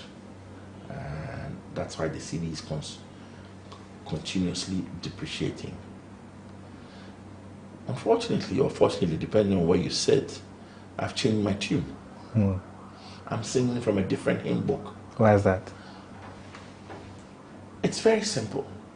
When you take the sum, the value of our exports consistently year on year for as long as you can look back, maybe go back to 2016 and 2017, the value of our exports is considerably higher than the value of our imports. And when I say considerably higher, not by, it's been as, in 2022, it was over $2 billion higher. So obviously, it's not a simple matter of export versus import. Because if it was it's a simple matter of export versus import, then Ghana should be in a good space.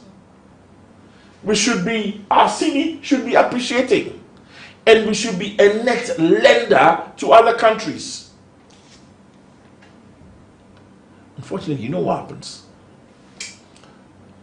When we export $100 worth of whatever you like, gold or petroleum, what comes back is so little that by the time we accumulate another $100 to go and buy fuel or whatever we need, you have to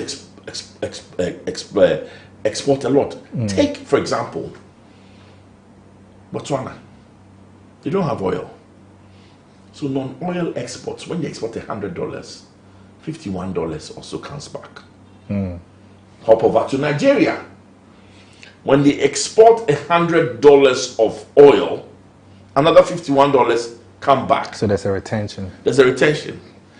Ghana, when we export $100 of oil, 17.6%, barely $18 come back. And we actually do have oil. And we have oil. When we export gold, and gold is there, right? When we export gold, guess what? What comes back is barely 8%. So if you take gold and I export $100 of gold, I only get $8 back. So I have to export 100, 200, 300, $1,200 before that 8% will start to add up to $100 for me to go and buy $100 worth of drugs or clothing or food items, or whatever I need. So the issue to this problem is that when we export, we should keep more of it. In fact, the reason why cocoa has been a mainstay of this economy is, guess what? Cocoa is the only thing that when we export, a huge amount is retained because it is exported by only the government. Do you think we should be changing that regime in terms of how the cocoa is exported? Because it doesn't fall back on the farmers as well in terms of their pricing as well. Oh, it's first of all, let me take a little minute to finish off this argument. So the argument is simple. If you want to have more, the cedi remain stable, start keeping more of what you export. How do you do that? Number one, there's local content laws, enforce them. Nobody should buy water from a neighboring country when they are mining for gold or oil in Ghana. As simple as that. It's counterproductive. And the rules are there, obey them. Two, you shouldn't be selling in dollars and paying me my taxes and my royalties in cedis. Me to pay me in dollars some. It's a simple rule. Yeah. So maybe we should be looking to government, parliament, and say, Parliament, change the rules, let them pay us. Yeah. You know, certainly let's entrench the issue of buying gold, using gold for reserves, because that gives us a higher retention than if we sold the gold and only $6 came, and the $6 is what is going to contribute to reserves. You understand where I'm coming from? Yeah. If we sold $100, only $8 will come back in terms of gold, and then all that $8 starts to contribute to our reserves. If we buy it in cedis, the bulk of it, even if some leaks out, will be there for reserves. That's why we've been able to improve our reserve position by this Gold for Reserves program over the last year. And that has even helped to even show up the cedi as well, particularly in the last few months of 2024. So that is what was used to show up, albeit some say artificially, but we've been able to do it. So It's simple, right? Let's not talk about not exporting enough. In fact, if we're retaining, in this time of hunger, we could even be importing more food for the Ghanaians that are suffering. So put that one aside.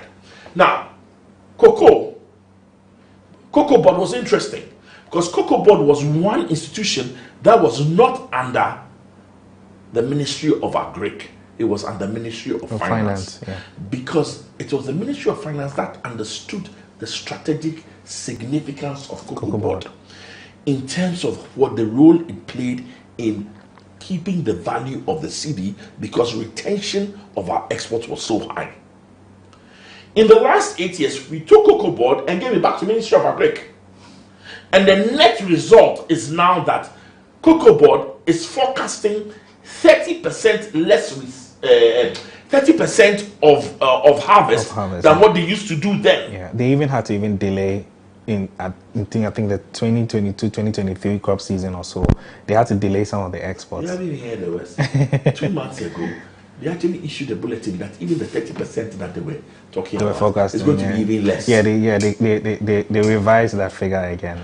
And that actually impacts on the city because we have a lot of cocoa farmers who also rely on this export commodity. Listen, cocoa is an important strategic sector in this company. It's not just because it employs people, but because we export cocoa and because cocoa plays such a significant role in the retention process. In fact, when you hear people talk about let's add value, all they are saying is that when we add value, we retain more. That's what it means. When somebody says add value to your exports, he's saying that when you add value, you keep more. You keep more of the retention. Yeah. For starters, maybe we should hand cocoa back to the Ministry of Finance.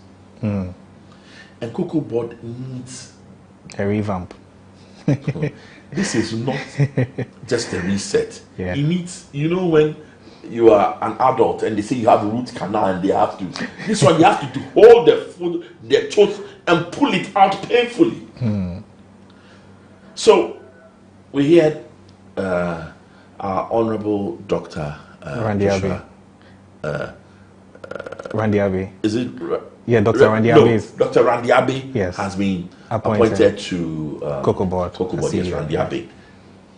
I wish him well, and I hope he will do the tooth pulling that is required, and maybe pull the tooth without anesthesia. Because it's a very huge task for him. It's a huge task. Yeah, cocoa is important. Cocoa is so strategic. Cocoa is one of the ways in which we will hold the value of the city.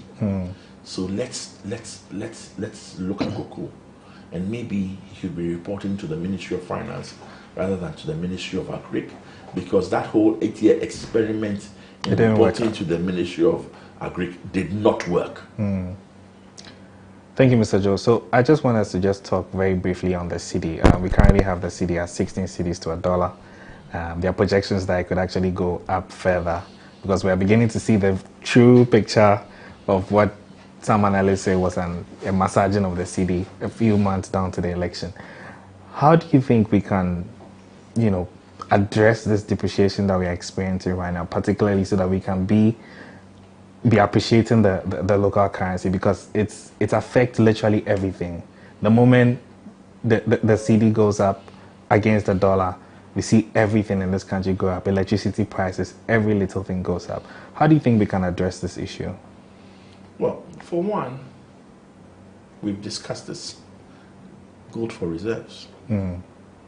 Gold for reserves, because that allows us to retain a larger portion of the export, and that retention helps the value of the cedi. So gold for reserves, and by extension gold for oil and all the other gold programs that were being held. I've said in other platforms that we shouldn't throw the baby out with the bath water, and that gold for reserves, because of its potential to increase the amount of local retention we have, is a very important plank in the pillar in the effort to keep the cedi stable. Right. The other thing is that we should tackle inflation head on, food inflation head on, and it's the two parts of the same coin. If we allow inflation to run away with us, the cedi will depreciate. If we bring down inflation, the cedi will have a beneficial effect on the cedi. Likewise, if we work on the cedi, it will have a beneficial effect on inflation. So working on the cedi and inflation side by side, we will go into a virtuous circle, a virtuous loop where literally the inflation hand washes the cedi value hand, and the cedi value hand washes the inflation hand. And that also impacts on the interest rates as well, which is the monetary policy as well. The interest rates. Now, one of the things we have to do is that we have to drive down local interest rates. Now, some analysts say, let's allow inflation and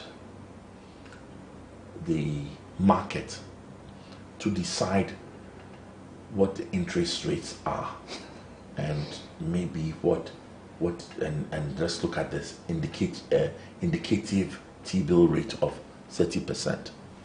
I have a slightly different opinion. We're in a crisis. We're in a crisis. The large institutions that buy the T-bills are not that many. The real, what I will call the market makers in the T-bill sector are not that many. Bring them to a round table. Sit them around the table and say, listen, to get out of this crisis, we need at least a 90-day moratorium.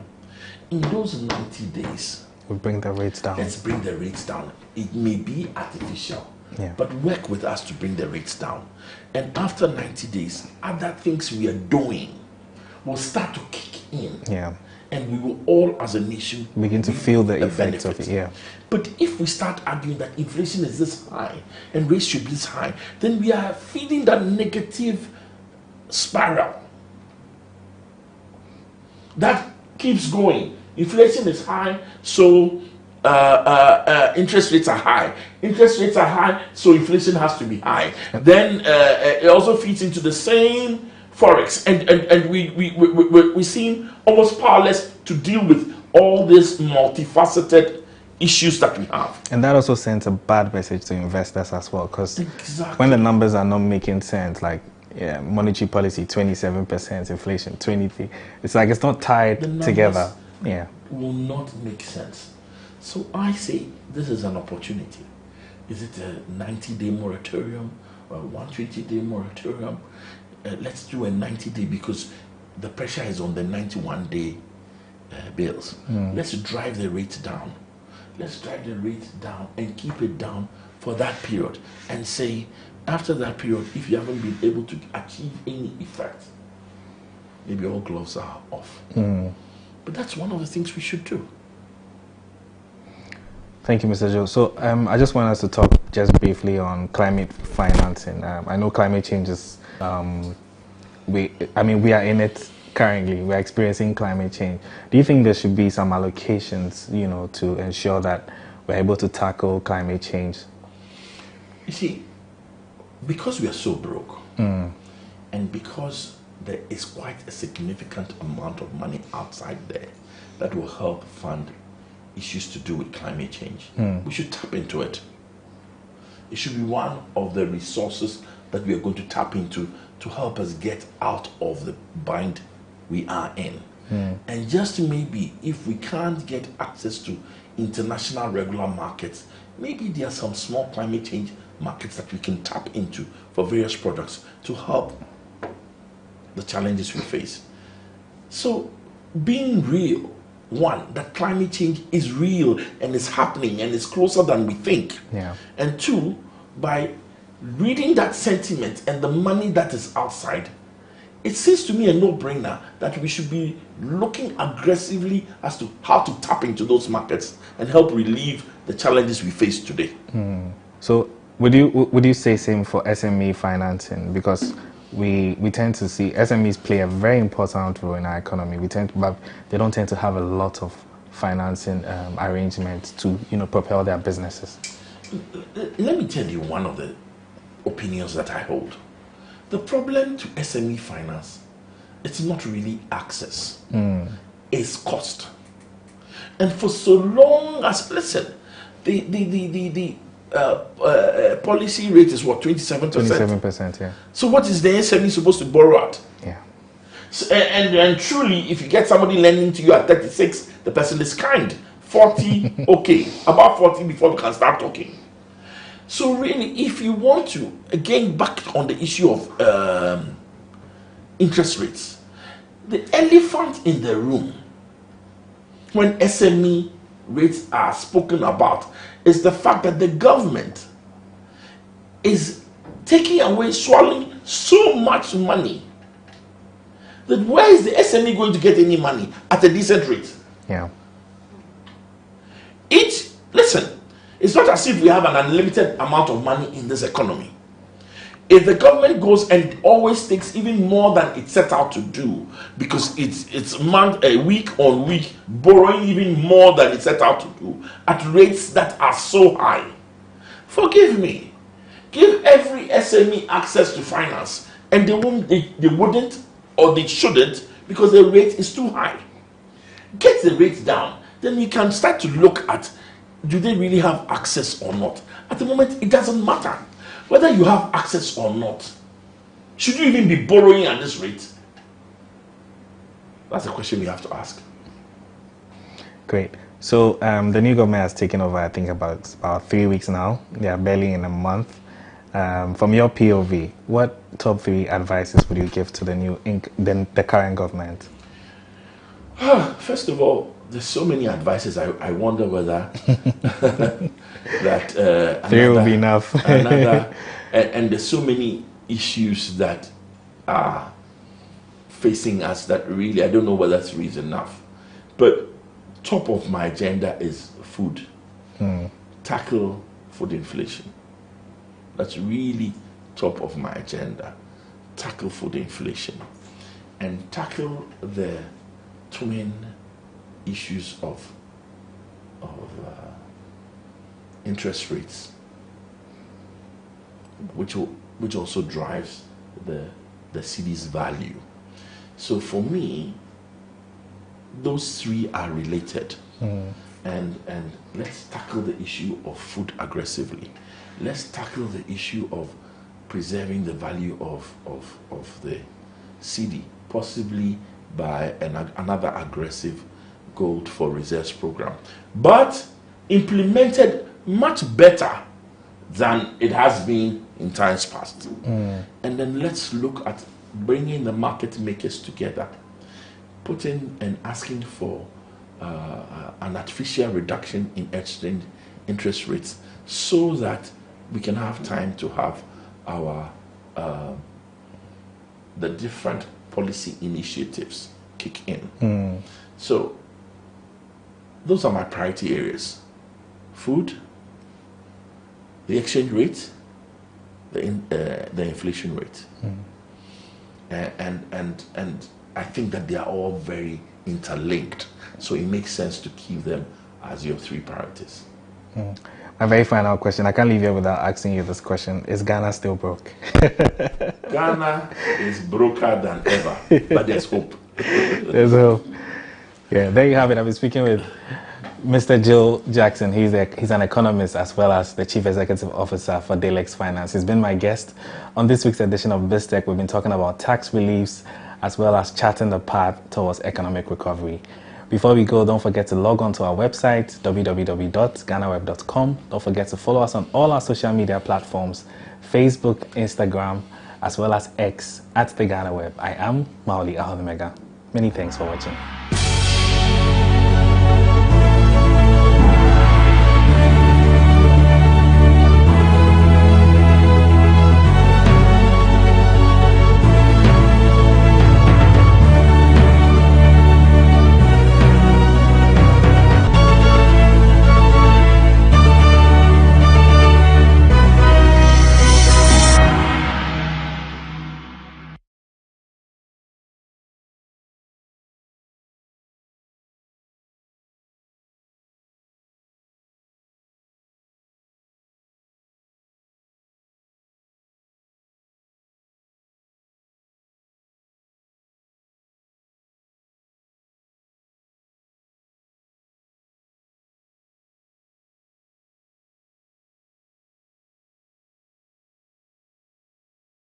GhanaWeb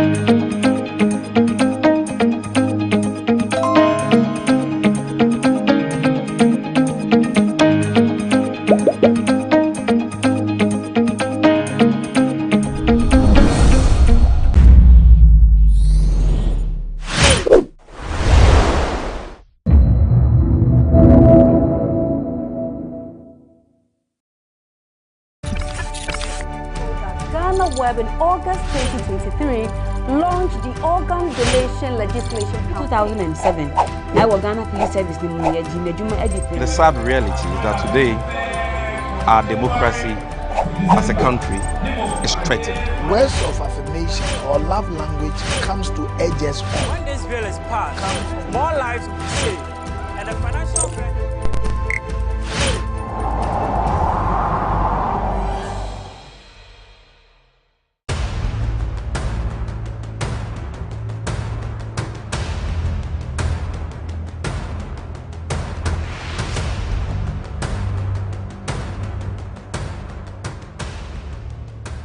Kwalebu was, I think, 380.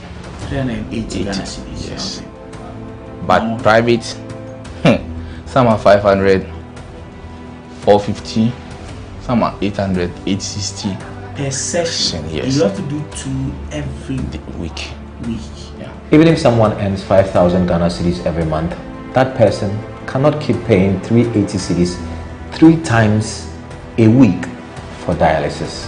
Majority of the people who need dialysis to survive in Ghana don't even earn half of the amount mentioned.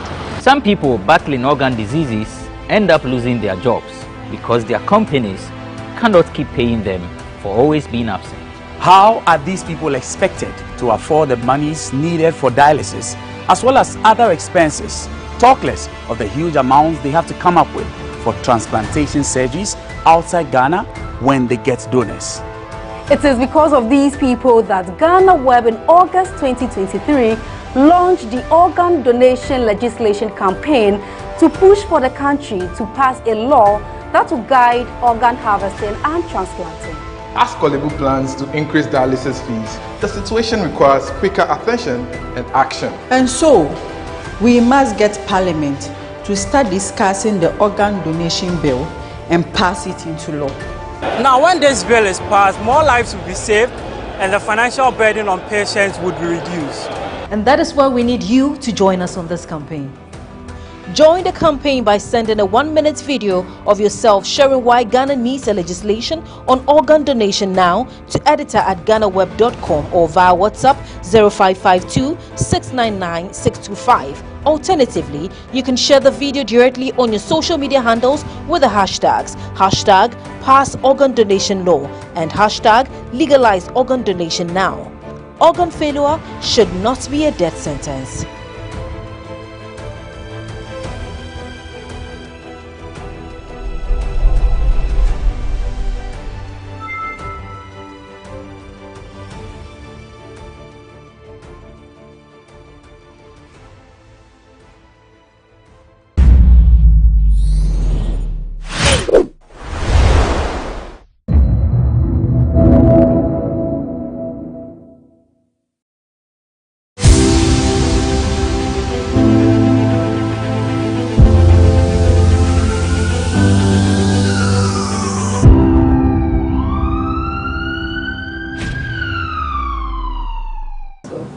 Hello and welcome to another edition of Health Focus on GhanaWeb TV with me, Stella GhanaWeb. Today we are putting into focus HIV/AIDS because AIDS has become a phenomenon that is affecting a lot of people in Ghana and even on a larger scale, that's the world at large. Today we are going to talk about how you can avoid contracting AIDS and even when you do, what you can do to be able to stay still healthy and live a normal and a happy life. Today I'm joined by Mr. Ernest Amwabeng Otson. He is the president of the Ghana HIV and AIDS Network. So today on Health Focus, be sure to expect that we are going to talk about what HIV and AIDS is for people who know and may have forgotten some of the signs and symptoms that you would have to look out for if you have like any problem at all, because sometimes AIDS and other sicknesses may have the same signs and symptoms.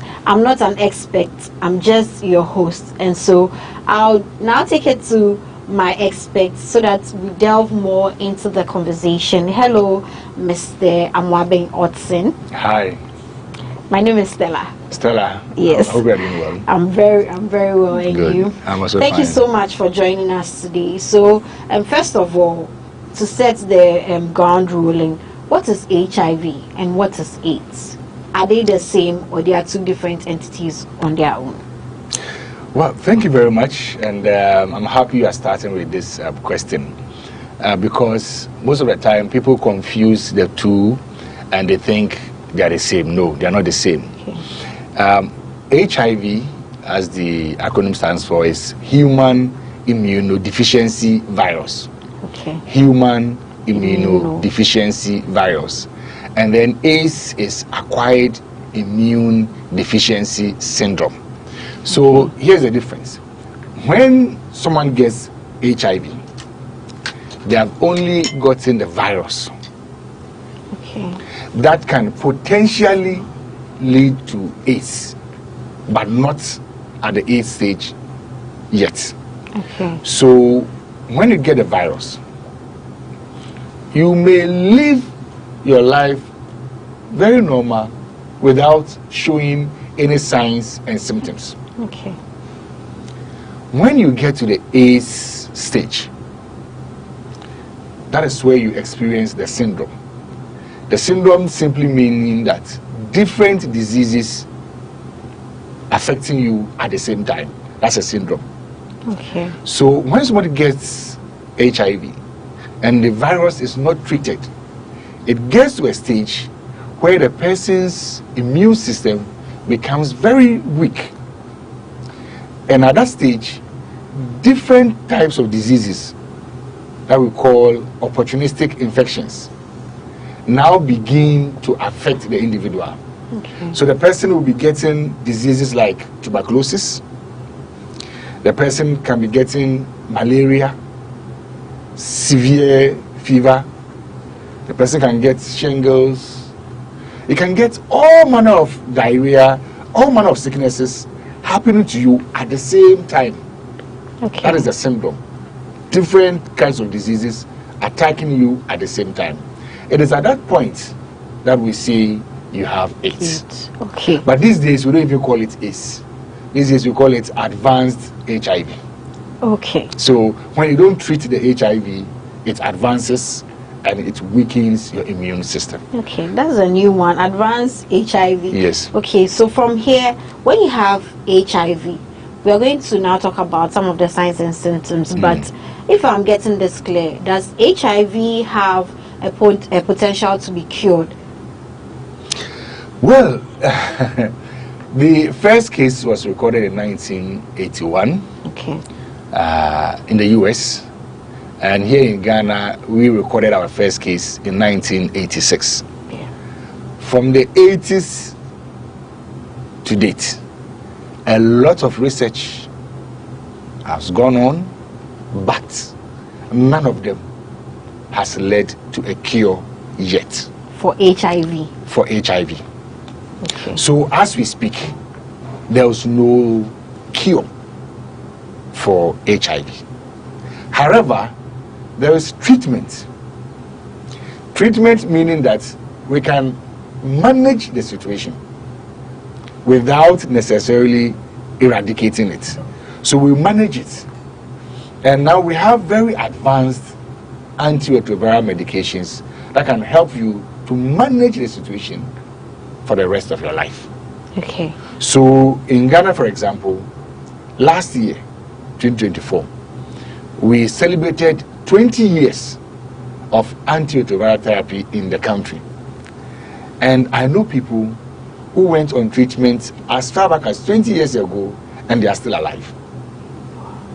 A typical example is the president of the network of persons living with HIV. She'll be 70 this year and she has lived with the virus for more than 30 years. Wow. And she's been on treatment since we started treatment here in Ghana. And she's still very much alive. And I personally know people some 15 years, some 17, 18 years, they are still very much alive and have been on treatment. Wow. Yes. So we are going to talk about treatment, but before that, you know, generally what we know is that HIV, right? I don't even know how to say it. Can I say HIV and AIDS, or can I say AIDS? No, you can say HIV. I can say HIV. Yes. Okay. So we know that HIV, one of the main modes of transmission is, you know, you can get it from an infected person through sexual intercourse and all that.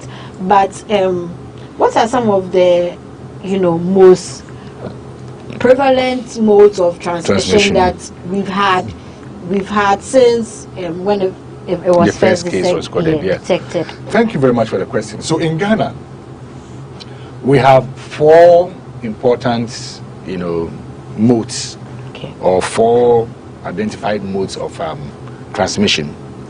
The very first one is what you mentioned, where one person transmits the virus to the other person through sex. Okay. So, sexual intercourse with an infected person, that is the most prevalent mode of transmission. In Ghana, about 80% of all our cases are from sexual intercourse. About 80% of all our cases. The second mode of transmission is from mother to child. Baby. Yes. So where a mother is infected and the mother does not go on treatment, there is that potential that the mother can pass on the virus to the child. And in Ghana, about 15% of all our cases are from mother to child. The rest of the 5%? The rest of the 5%, sharp objects, like persons who inject drug. Okay. So, you know, sometimes they share the needle in a brotherhood form. This one takes the needle. Drug abuse. So this person injects and then gives the syringe so that the other person, and also injects. People do that? Yes. Wow. So, and then plus the sharing of sharp objects like blade. Yeah. We go to the saloon all the time. Clippers are used on our heads. You know, there are these people who go around our various communities, markets, exactly, to do pedicure, manicure, and all of that. And they use unsterilized equipment. So that is also one possible means of getting the Not person. to cut you, but and the sterilization. The final one is blood transfusion, where you get transfused with blood, but then maybe the blood is contaminated. But wouldn't that count as negligence on part of? Oh yes. In the early days, we used to have a lot of those cases, but now there's vast improvement. So now the blood is tested thoroughly before it is transfused to other persons. Like I was asking, Yes. so does sterilization, kill the virus? Oh yes. Sterilization of the objects that we use to. Yes. So it means that sterilization is something that we have to. No, we have to take it seriously. Okay. Because it's how do I say it? Viruses don't die, so it just weakens the virus and makes them inactive. Let's put it that way. It makes them inactive, so they cannot infect you. Okay. So on that tangent, I was going to ask you this when we talk about treatments, but let me just chip it in now.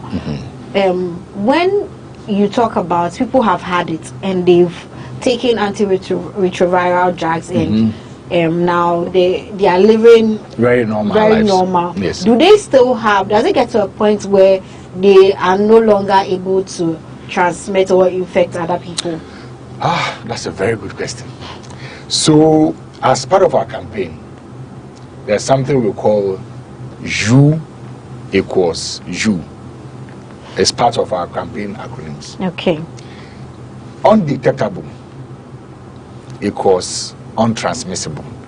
Okay. What it simply means is that when somebody goes on treatment and the person stays on treatment, takes the medicine religiously as prescribed by the doctor, not missing, not mixing with other things, but stays on medication. Within a period of 6 months, maximum 1 year, the person will achieve viral suppression. Viral suppression simply means that it gets to the point where the amount of virus in the person becomes very, very low. Very, very low. And even the ones that are present are inactive.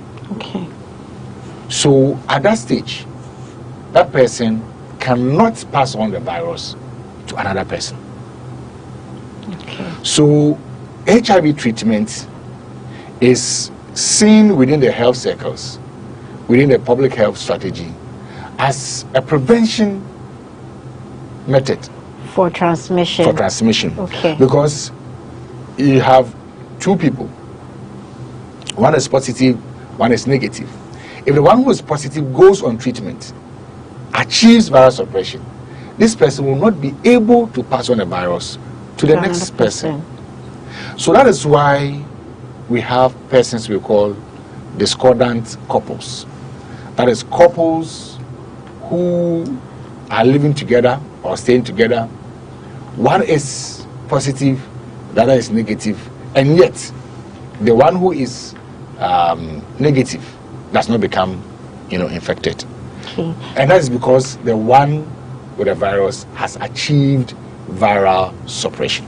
Okay. So on that particular tangent, does it mean that you can only the virus can only be transmitted through blood, bodily fluid, saliva, maybe through urine? You go to the washroom, someone has left. Apart from blood, are there other modes of transmission? Okay. So again, that's a very important question. So apart from blood, the other bodily fluids that can transmit or contain a virus are: one, breast milk. Breast milk can contain the virus. Vaginal fluid can also contain the virus. And then semen can also contain the virus. The rest, like saliva, no. Sweat, no. Urine, no. Okay. Fecal matter, no.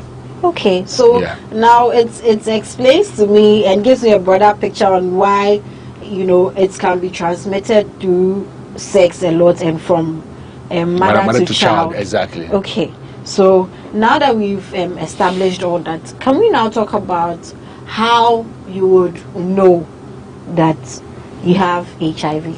Okay, so the surest way you can know that you have HIV is through testing. Okay.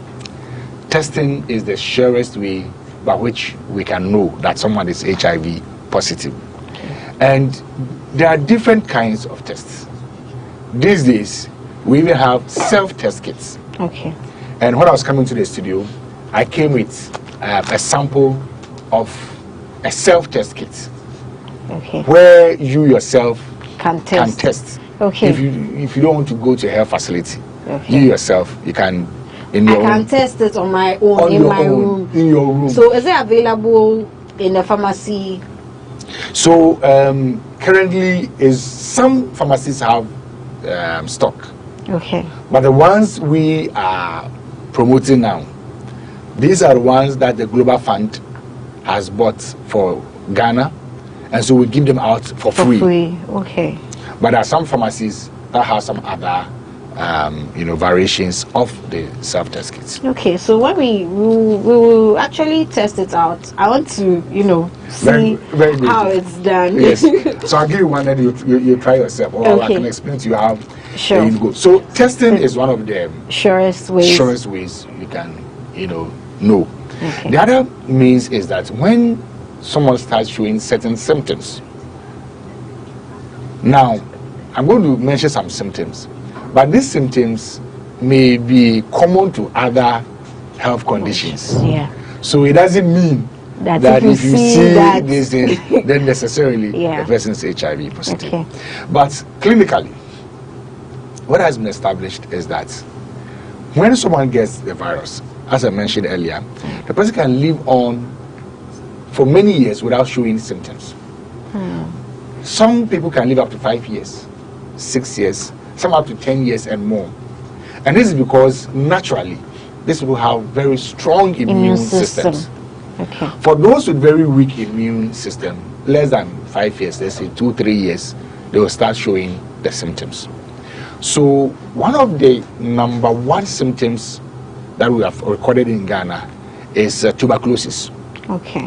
When people get infected with tuberculosis, there's a likelihood that they may be, infected with HIV as well. So getting tuberculosis is one of the red flags we look out for.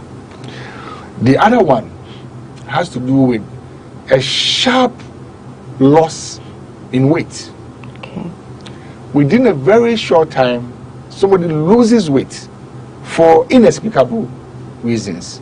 The person is eating, doing everything all right, but then for no reason, just keeps on losing weight, keeps on losing weight, keeps on losing weight. When that happens, it's also one of the major symptoms.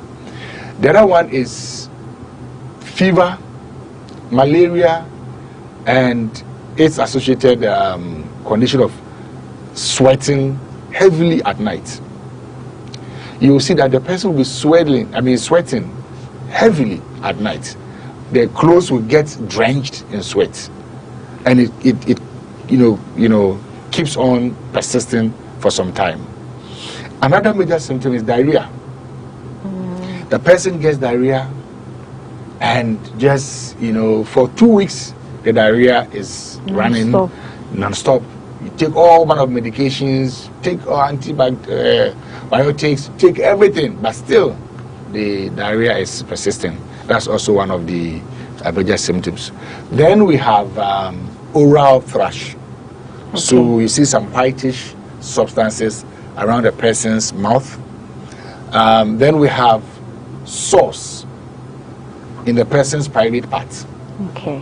So you can see some sores, coming up in the person's private parts. Then you have genital warts. Okay. So warts is like an STI. Yes, an STI. But it's also a symptom of HIV. Yes, because remember I told you that when you get the HIV, it weakens your immune system, and it gets to the point where opportunistic infections come into being. So all of these things that I'm mentioning, some of them are some of these opportunistic infections that affect you.